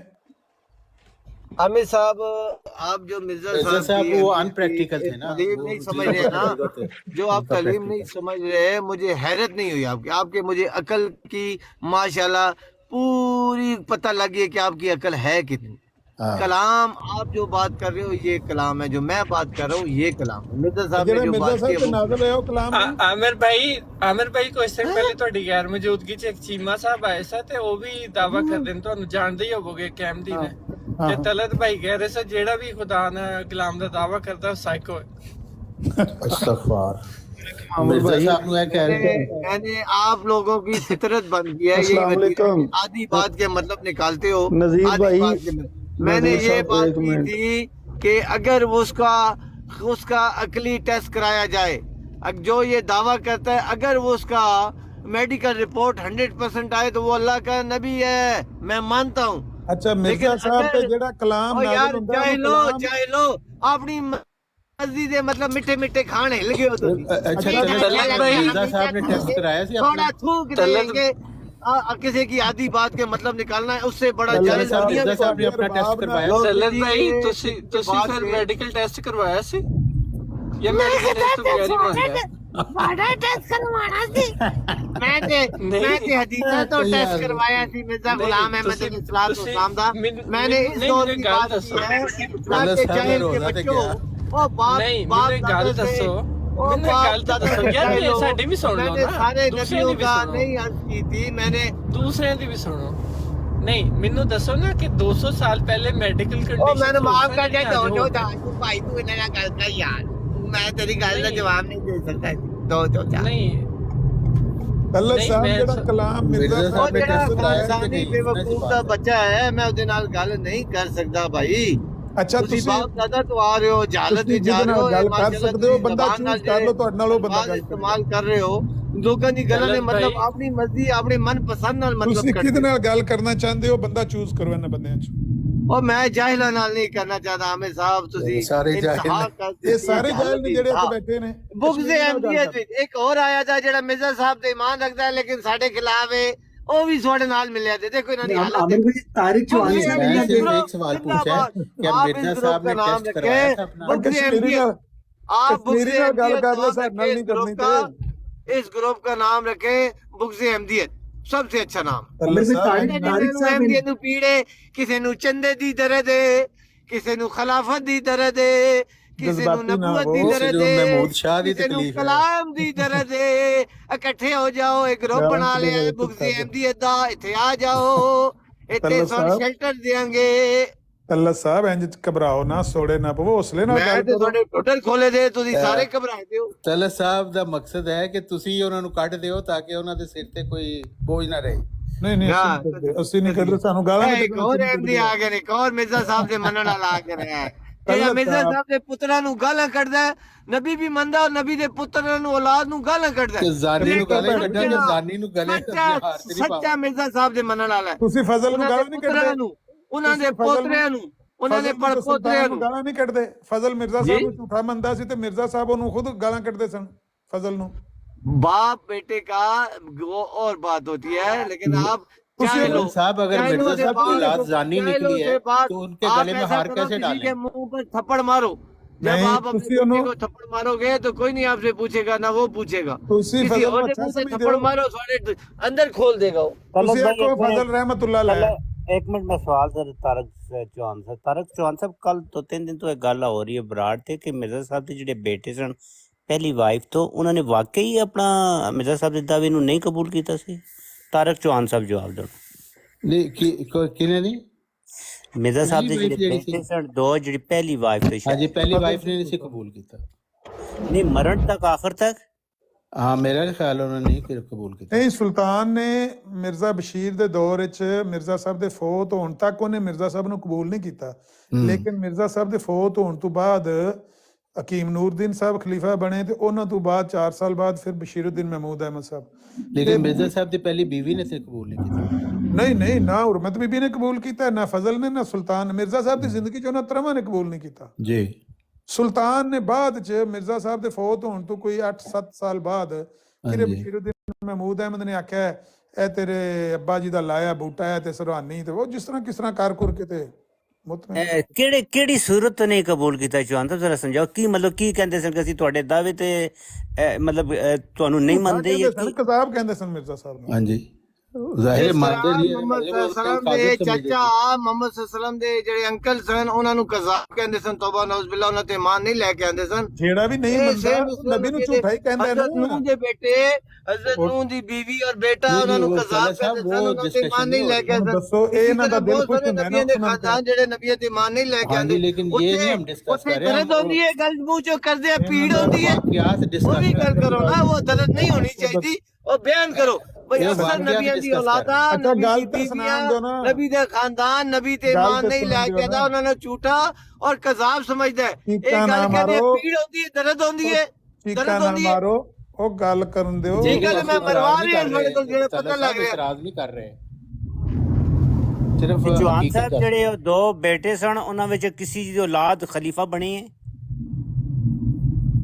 نہیں انہوں نے بلکہ انہوں دی جڑی ستیلے بھراواں نو بھی انہوں نے بے دخل کر دیتا۔ مرزا رفیع احمد صاحب مرزا طاہر دے ستیلے بھرا سی تے او جو انہاں نال ہوئی اور انہاں دی جو اولاد نال ہوئی وہ ساری دنیا جاندی ہے۔ لیکن میں سنیا انہاں دی قبر جڑی ہن بھی اوتھے جتے ربا وچ کیڑی جگہ ہے موجود ہے، نہیں تو اوتھے انہوں دفناندے نہیں اگر اسی او نہ مندے انہاں نو تے؟ مرزا رفیع احمد دی انہاں دو بیٹیاں دی نہیں سلطان دی قبر ہے اوتھے۔ ہاں جی سلطان دی قبر کوئی نہ اگر وہ پھر نہ مندے تو انہاں دی قبر تو اوتھے نہیں۔ وہ مرزا صاحب دے فوت ہون تو بعد انہاں منیا ایک نے، دوجے نے تے نہیں منیا نا، دوجا تے فوت ہو گیا تے انہیں نہیں منیا۔ فضل جڑا دماں نے مرزا صاحب دی زندگی چ دماں بیٹیاں نے تے بیوی حرمت بی بی نے نہیں منیا۔ مرزا صاحب دے فوت ہون تو بعد ایک بیٹے نے پھر اپنے یعنی ستیلے بھرا دے ہاتھ بیعت کر لی سی بشیر الدین محمود احمد دے ہاتھ۔ اے گل ہے، سمجھ آئی جے کوئی نہیں کشمیری صاحب؟ اچھا ایک انہیں نا اس تو بعد مخالفت بھی انہوں نے کیتی ہے اپنی زندگی مرزا صاحب زندگی مخالفت بھی انہوں نے کیتی ہے؟ بڑی سخت مخالفت کیتی۔ محمدی بیگم دا ویاہ انہاں ہی نہیں ہون دیتا، فضل نے تے اودی ماں نے حرمت نے تے سلطان نے۔ پھر وہ کہڑے بیٹے سن جنہاں دی شادی ایک دن مرزا صاحب دی بھی شادی اسی دن ہوئی ہے، اس بیٹی دی بھی شادی سیم ڈے ہوئی ہے؟ فضل دی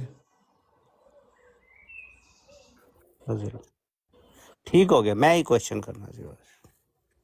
وہ جدو مرزا صاحب نے 2 مئی 1891 دا اشتہار لکھیا نا، ਉਹਦੇ ਚ ਮਿਰਜ਼ਾ ਸਾਹਿਬ ਨੇ ਲਿਖਿਆ ਹੈ ਕਿ ਮੈਂ ਮੁਹੰਮਦੀ ਬੇਗਮ ਨਾਲ ਨਿਕਾਹ ਕਰਨਾ ਚਾਹੁੰਦਾ ਤੇ ਇਹ ਜਿਹੜੇ ਨੇ ਇਹ ਆਪਣੇ ਹੀ ਮੇਰੇ ਦਰ ਪੇ ਹੋ ਗਏ ਨੇ, ਇਹ ਮੇਰੇ ਖੱਤੇ ਪੈ ਗਏ ਨੇ। ਫਜ਼ਲ ਤੇ ਸੁਲਤਾਨ ਤੇ ਉਹਦੀ ਮਾਂ ਹੁਰਮਤ ਬੀਬੀ ਇਹ ਮੇਰਾ ਰਿਸ਼ਤਾ ਨਹੀਂ ਹੋਣ ਦਿੰਦੇ ਮੁਹੰਮਦੀ ਬੇਗਮ ਨਾਲ। ਮੁਹੰਮਦੀ ਬੇਗਮ ਜਿਹੜੀ ਏ ਉਹ ਰਿਸ਼ਤੇਦਾਰ ਸੀ ਇਹਨਾਂ ਦੀ ਹੁਰਮਤ ਬੀਬੀ ਹੋਰਾਂ ਦੀ। ਹੁਰਮਤ ਬੀਬੀ ਦਾ ਭਰਾ ਸੀ ਅਲੀ ਸ਼ੇਰ ਬੇਗ, ਉਹਦਾ ਨਾਂ ਸੀ। ਤੇ ਅਲੀ ਸ਼ੇਰ ਬੇਗ ਸੀ ਜਿਹੜਾ, ਉਹਦੀ ਬੇਟੀ ਵਿਆਹੀ ਸੀ ਫਜ਼ਲ ਨਾਲ, ਜਿਹੜੀ ਮਿਰਜ਼ਾ ਸਾਹਿਬ ਦੀ ਨੌਂ ਸੀ। ਫਜ਼ਲ ਦੀ ਬੇਟੀ, ਫਜ਼ਲ ਦੀ ਬੀਵੀ ਅਲੀ ਸ਼ੇਰ ਬੇਗ ਦੀ ਬੇਟੀ ਫਜ਼ਲ ਨਾਲ ਵਿਆਹੀ ਸੀ। ਮਿਰਜ਼ਾ ਸਾਹਿਬ ਨੇ ਆਖਿਆ ਵੀ ਜੇ ਮੁਹੰਮਦੀ ਬੇਗਮ ਨਾਲ ਤੁਸੀਂ ਮੇਰਾ ਨਿਕਾਹ ਨਹੀਂ ਹੋਣ ਦੇਣਾ ਤੇ ਮੈਂ ਆਪਣੇ ਮੁੰਡੇ ਨੂੰ ਕਹਿਣਾ ਹੈ ਕਿ ਤੇਰੀ ਕੁੜੀ ਨੂੰ ਤਲਾਕ ਦੇ ਦੇਵੇ। ਫਜ਼ਲ ਨੂੰ ਉਹਨਾਂ ਨੇ ਕਿਹਾ ਕਿ ਇਹਦੀ ਬੇਟੀ ਨੂੰ ਤਲਾਕ ਦੇ ਦੇ, ਅਲੀ ਸ਼ੇਰ ਬੇਗ ਦੀ ਬੇਟੀ ਨੂੰ, ਵਰਨਾ ਮੈਂ ਤੈਨੂੰ ਜਾਇਦਾਦ ਚੋਂ ਆਕ ਕਰ ਦਿਆਂਗਾ। ਇਹ 2 ਮਈ 1891 ਦੇ ਇਸ਼ਤਿਹਾਰ 'ਚ ਲਿਖੀ ਗੱਲ ਸਾਰੀ। ਸਹੀ ਗੱਲ ਹੈ। ਫਜ਼ਲ ਨੇ ਉਹ ਮਸ਼ਰੂਤ ਤਲਾਕ ਲਿਖ ਕੇ ਹਕੀਮ ਨੂਰਦੀਨ ਦੇ ਹੱਥ ਘੱਲ ਦਿੱਤੀ। ਜੰਮੂ 'ਚ ਨੌਕਰੀ ਕਰਦਾ ਸੀ, ਉਹਨੇ ਤਲਾਕ ਲਿਖ ਕੇ ਘੱਲ ਦਿੱਤੀ, ਤਲਾਕ ਦੇ ਦਿੱਤੀ। ਜਿਸ ਦਿਨ ਮੁਹੰਮਦੀ ਬੇਗਮ ਦਾ ਅਪ੍ਰੈਲ 1892 'ਚ ਨਿਕਾਹ ਹੋਇਆ ਹੈ ਲਾਹੌਰ ਵਿੱਚ ਸੁਲਤਾਨ ਨਾਲ, ਸੁਲਤਾਨ ਬੇਗ ਪੱਟੀ ਦਾ ਸੀ, ਫੌਜੀ ਸੀ, ਉਹਦੇ ਨਾਲ ਨਿਕਾਹ ਹੋਇਆ ਹੈ। ਤੇ ਮਿਰਜ਼ਾ ਸਾਹਿਬ ਨੇ ਕਿਹਾ ਉਸੇ ਦਿਨ ਮੇਰੀ ਪਹਿਲੀ ਬੀਵੀ ਨੂੰ ਮੇਰੀ ਤਰਫੋਂ ਤਲਾਕ, ਹੁਰਮਤ ਬੀਬੀ ਨੂੰ। ਔਰ ਹੁਣ ਕਿੱਧਰ ਗਏ ਨੇ ਤਲਤ ਸਾਹਿਬ? ਉਹਨੇ ਆਖਿਆ ਜਿਸ ਦਿਨ ਮੁਹੰਮਦੀ ਬੇਗਮ ਦਾ ਨਿਕਾਹ ਹੋਇਆ ਪੱਟੀ ਵਿੱਚ ਸੁਲਤਾਨ ਨਾਲ, ਉਸੇ ਦਿਨ ਤੋਂ ਹੁਰਮਤ ਬੀਬੀ ਉੱਤੇ ਮੇਰੀਆਂ 3 ਤਲਾਕਾਂ ਨੇ। ਔਰ ਫਜ਼ਲ ਅਗਰ ਬੇਟੀ ਆਪਣੀ ਬੀਵੀ ਨੂੰ ਤਲਾਕ ਨਾ ਦਿੱਤੀ ਤੇ ਇਹ ਵੀ ਮੇਰੇ ਵੱਲੋਂ ਜਾਇਦਾਦ ਚੋਂ ਆ ਕੇ, ਤੇ ਸੁਲਤਾਨ ਵੀ ਆ ਕੇ। ਹੁਣ ਮਸਲਾ ਇਹ ਹੋਇਆ ਕਿ ਫਜ਼ਲ ਨੇ ਤੇ ਤਲਾਕ ਦੇ ਦਿੱਤੀ ਬੀਵੀ ਨੂੰ ਮਿਰਜ਼ਾ ਸਾਹਿਬ ਦੇ ਕਹਿਣ ਤੇ ਉਸ ਬੱਚੀ ਦਾ, ਇੱਜ਼ਤ ਬੀਬੀ ਦਾ ਇਹੋ ਹੀ ਕਸੂਰ ਸੀ ਕਿ ਉਹ ਅਲੀ ਸ਼ੇਰ ਬੇਗ ਦੀ ਬੇਟੀ ਸੀ, ਉਹ ਵਿਚਾਰੀ ਅਲੀ ਸ਼ੇਰ ਬੇਗ ਦੀ ਧੀ ਸੀ, ਉਹਦਾ ਇਹ ਹੀ ਕਸੂਰ ਸੀ ਉਸ ਮਜ਼ਲੂਮਾਂ ਦਾ। ਤੇ ਅਲੀ ਸ਼ੇਰ ਬੇਗ ਜਿਹੜਾ ਸੀ ਉਹਦਾ ਸਾਲਾ ਸੀ ਅਹਿਮਦ ਬੇਗ, ਅਹਿਮਦ ਬੇਗ ਦੀ ਧੀ ਸੀ ਮੁਹੰਮਦੀ ਬੇਗਮ। ਹੁਣ ਅਲੀ ਸ਼ੇਰ ਬੇਗ ਕਿਸ ਤਰ੍ਹਾਂ ਅਹਿਮਦ ਬੇਗ ਨੂੰ ਕਾਇਲ ਕਦੇ ਸਾਲੇ ਨੂੰ ਕਾਇਲ ਕਰ ਸਕਦਾ ਬੰਦਾ ਵੀ ਤੂੰ ਆਪਣੀ ਬੇਟੀ ਦਾ ਰਿਸ਼ਤਾ ਦੇ ਦੇ ਇਸ ਬੰਦੇ ਨੂੰ ਜਿਹੜਾ ਮੰਗਦਾ ਪਿਆ? ਅਲੀ ਸ਼ੇਰ ਬੇਗ ਕੀ ਕਰੇ? ਅਲੀ ਸ਼ੇਰ ਬੇਗ ਦੇ ਇਸ ਜੁਰਮ ਦੀ ਸਜ਼ਾ ਮਿਰਜ਼ਾ ਸਾਹਿਬ ਨੇ ਇਹ ਦਵਾਈ ਕਿ ਉਹਦੀ ਬੇਟੀ ਨੂੰ ਆਪਣੇ ਬੇਟੇ ਦੇ ਹੱਥੋਂ ਤਲਾਕ ਦਵਾਈ। ਜੀ अस्सलाम वालेकुम। ਵਾਲੇਕੁਮ ਸਲਾਮ। ਇੱਕ ਸਵਾਲ ਸੀ ਅਮਰ ਭਾਈ ਜੀ ਜੀ। ਇਹ ਮਿਰਜ਼ਾ ਸਾਹਿਬ ਜਿਹੜੇ ਸਨ ਇਹ ਆਪਣਾ ਲੋਹਾਰ ਤਰਖਾਨ ਸਨ? ਨਹੀਂ, ਅਸਲ ਦੇ ਵਿੱਚ ਜਿਹੜੇ ਨੇ ਨਾ ਮੁਗਲ ਬਰਾਦਰੀ ਇਹ 2 ਤਰ੍ਹਾਂ ਦੀ ਹੈ ਸਾਡੇ ਹਿੰਦੁਸਤਾਨ ਦੇ ਵਿੱਚ ਨਾ, ਜਿਨ੍ਹਾਂ ਦੇ ਨਾਵਾਂ ਦੇ ਆਖਰ ਉੱਤੇ ਬੇਗ ਆਉਂਦਾ ਨਾ, ਅਹਿਮਦ ਬੇਗ, ਮਹਿਮੂਦ ਬੇਗ, ਗੁਲਾਮ ਅਹਿਮਦ ਬੇਗ ਜਾਂ ਕੋਈ ਵੀ ਇਸ ਤਰ੍ਹਾਂ ਜਿਹਨਾਂ ਦੇ ਆਖਰ ਦੇ ਨਾਂ ਉੱਤੇ ਬੇਗ ਆਉਂਦਾ, ਉਹਨਾਂ ਦਾ ਤਾਲੁਕ ਉਸ ਖਾਨਦਾਨ ਨਾਲ ਹੈ ਜਿਹੜੇ ਮੁਗਲ ਸਨ, ਜਿਨ੍ਹਾਂ ਨੇ ਬਾਦਸ਼ਾਹੀ ਕੀਤੀ, ਹਕੂਮਤ ਕੀਤੀ। ਇਹ ਫੈਮਿਲੀ ਤੋਂ ਸਨ, ਪ੍ਰੋਪਰ ਬਾਦਸ਼ਾਹਾਂ ਦੇ ਪੁੱਤਰ ਤੇ ਨਹੀਂ ਸਨ, ਲੇਕਿਨ ਫੈਮਿਲੀ ਹੋਈ ਸੀ, ਬਰਾਦਰੀ ਹੋਈ ਸੀ, ਕੁੰਬਾ ਕਬੀਲਾ ਹੋਈ ਸੀ। ਲੇਕਿਨ ਦੀਗਰ ਇਹ ਜਿਹੜੇ ਮਿਸਤਰੀ ਬਰਾਦਰੀ ਦੇ ਲੋਕ ਨੇ, ਇਹਨਾਂ ਦਾ ਤਾਲੁਕ ਮੁਗਲਿਆ ਖਾਨਦਾਨ ਨਾਲ ਹੈ ਨਹੀਂ, ਲੇਕਿਨ ਉਹ ਕਹਿੰਦੇ ਨੇ ਕਿ ਬਈ ਅਸੀਂ ਉਸੇ ਖਾਨਦਾਨ ਨਾਲ ਹੀ ਹਾਂ, ਲੇਕਿਨ ਸਾਡੇ ਵੱਡਿਆਂ ਵਡੇਰਿਆਂ ਨੇ ਕਿਉਂਕਿ ਇਹ ਕੰਮ ਸ਼ੁਰੂ ਕਰ ਦਿੱਤਾ ਲੋਹਾਰਾ ਤਰਖਾਣਾ, ਤੇ ਅਸੀਂ ਤਰਖਾਨ ਮਿਸਤਰੀ ਲੋਹਾਰ ਬਣ ਗਏ, ਲੇਕਿਨ ਤਾਲੁਕ ਸਾਡਾ ਉਸੇ ਖਾਨਦਾਨ ਨਾਲ ਹੀ, ਵੱਲਾ ਵਾਲਮ। ਅਸੀਂ ਕਿਹੜਾ ਕੋਈ ਹਿਸਟਰੀ ਜਾਣਨੇ ਕਿਸੇ ਦੀ, ਇੰਨੀ ਗੱਲ। ਲੇਕਿਨ ਚੰਦਾ ਸਿਸਟਰ ਇੱਕ ਜਗ੍ਹਾ ਤੇ ਮਤਲਬ ਫਰਮਾ ਰਹੇ ਸਨ ਤੁਹਾਡੇ ਬਰਾੜ ਦੇ ਕਿਸੇ ਉੱਤੇ ਕਿ ਜਿਹੜਾ ਆਲਮ ਲੋਹਾਰ ਹੈ ਉਹ ਵੀ ਇਸੇ ਨਸਲ ਚੋਂ ਮਿਰਜ਼ਾ ਸਾਹਿਬ ਦੇ ਖਾਨਦਾਨ ਦੇ ਵਿੱਚੋਂ ਹੀ, ਉਹ ਲੋਹਾਰ ਕੋ ਆਉਂਦੇ ਨੇ?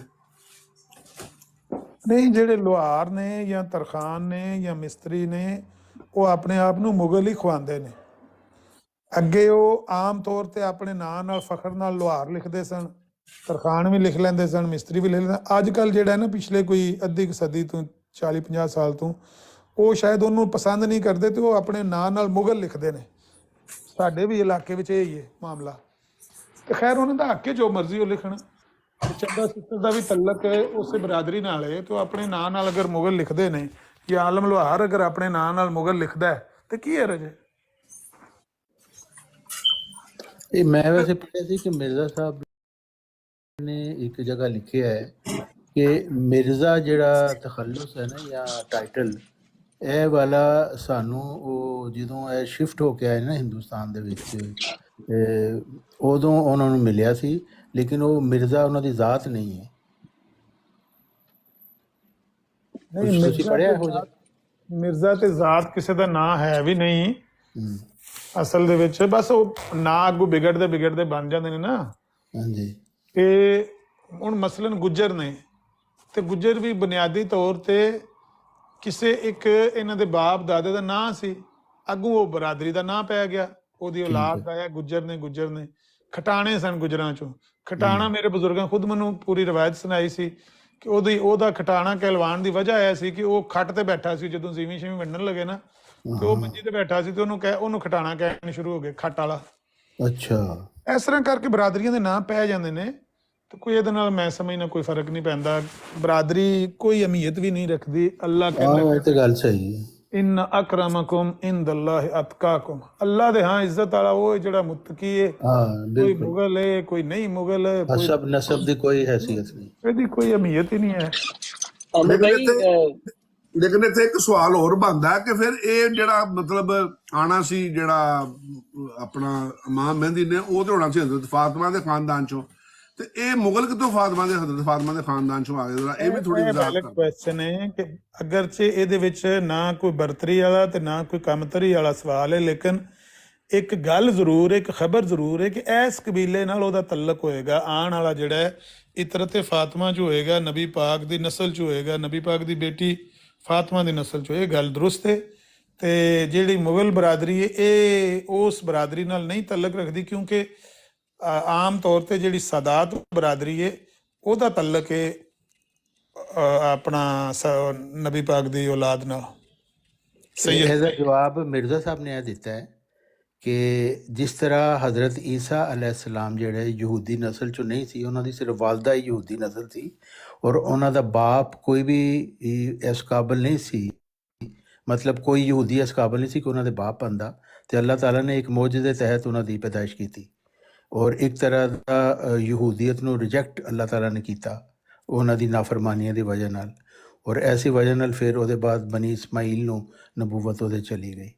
ਔਰ ਇਸ ਤਰੀਕੇ ਨਾਲ ਉਹ ਕਹਿੰਦੇ ਨੇ ਕਿ ਮਿਰਜ਼ਾ ਜਿਹੜੇ ਉਹਨਾਂ ਤੋਂ ਪਹਿਲੇ 12 ਮੁਜੱਦਦੀਨ ਗੁਜ਼ਰੇ ਨੇ, ਉਹ ਉਹਨਾਂ ਦਾ ਕੁਰੈਸ਼ ਨਾਲ ਤਾਲੁਕ ਸੀ, ਲੇਕਿਨ ਜਿਹੜਾ 13ਵਾਂ ਹੋਣਾ ਸੀ ਖਲੀਫਾ ਹਜ਼ਰਤ ਮੁਹੰਮਦ ਸੱਲੱਲਾਹੁ ਅਲੈਹਿ ਵਸੱਲਮ ਦਾ, ਉਹਨੇ ਜਿਹੜਾ ਉਹ ਹਜ਼ਰਤ ਮੁਹੰਮਦ ਸੱਲੱਲਾਹੁ ਅਲੈਹਿ ਵਸੱਲਮ ਦੀ ਜਿਸਮਾਨੀ ਔਲਾਦ ਚੋਂ ਨਹੀਂ ਸੀ ਹੋਣਾ, ਬਲਕਿ ਰੂਹਾਨੀ ਔਲਾਦ ਚੋਂ ਹੋਣਾ। ਔਰ ਇਹ ਫਾਤਿਮਾ ਦੀ ਇਤਰਤ ਤੋਂ ਹੋਣ ਦਾ ਮਤਲਬ ਵੀ ਆਈ ਸੀ ਕਿ ਰੂਹਾਨੀ ਤੌਰ ਤੇ ਉਹ ਹਜ਼ਰਤ ਮੁਹੰਮਦ ਸੱਲੱਲਾਹੁ ਅਲੈਹਿ ਵਸੱਲਮ ਦੇ ਕਰੀਬ ਹੋਏਗਾ। ਹਾਂਜੀ, ਇਹ ਤੇ ਫਿਰ ਜਿਸ ਤਰ੍ਹਾਂ ਵਜ਼ਾਤਾਂ ਹੋਈਆਂ ਨੇ ਵੀ ਉਹ ਰੂਹਾਨੀ ਤੌਰ ਤੇ ਵੇ, ਇਹ ਵੀ ਰੂਹਾਨੀ ਤੌਰ ਤੇ ਵੇ ਕਿ ਉਹ ਨਬੀ ਪਾਕ ਦੀ ਔਲਾਦ ਚ ਹੋਏਗਾ, ਉਹਦਾ ਨਾਮ ਮੁਹੰਮਦ ਹੋਏਗਾ, ਇਹਦਾ ਵੀ ਮਹਿਨਾ ਰੂਹਾਨੀ ਹੈ, ਇਹਦਾ ਵੀ ਮਹਿਨਾ ਜਿਹੜਾ ਉਹ ਫਿਜ਼ੀਕਲ। ਇੰਨਾ ਆਤੇ ਨਾ ਕੱਲ ਕੌਸਰ ਦੀ ਜਿਹੜੀ ਉਹਨੂੰ ਨਵੀਦ ਦਿੱਤੀ ਗਈ ਸੀ ਅੱਲਾਹ ਤਾਲਾ ਵੱਲੋਂ ਹਜ਼ਰਤ ਮੁਹੰਮਦ ਮੁਸਤਫਾ ਸੱਲੱਲਾਹੁ ਅਲੈਹਿ ਵਸੱਲਮ, ਉਹ ਤੋਂ ਵੀ ਇਹੀ ਮੁਰਾਦ ਸੀ ਕਿ ਉਹਨਾਂ ਦੀ ਜ਼ੁਰਰੀਅਤ ਦੇ ਵਿੱਚੋਂ ਮਤਲਬ ਉਹਨੂੰ ਰੂਹਾਨੀ ਔਲਾਦ ਬਣੇਗੀ ਜਿਹੜੇ ਬਹੁਤ ਆਲਾ ਮੁਕਾਮ ਦੀ ਹੋਏਗੀ। ਬਹਰਹਾਲ ਮੈਂ ਜਿਸਮਾਨੀ ਔਲਾਦ ਤੇ ਉਹਨਾਂ ਦੀ ਨਹੀਂ ਸੀ ਕੋਈ, ਲੇਕਿਨ ਮੈਂ ਕਰਨਾ ਕਿ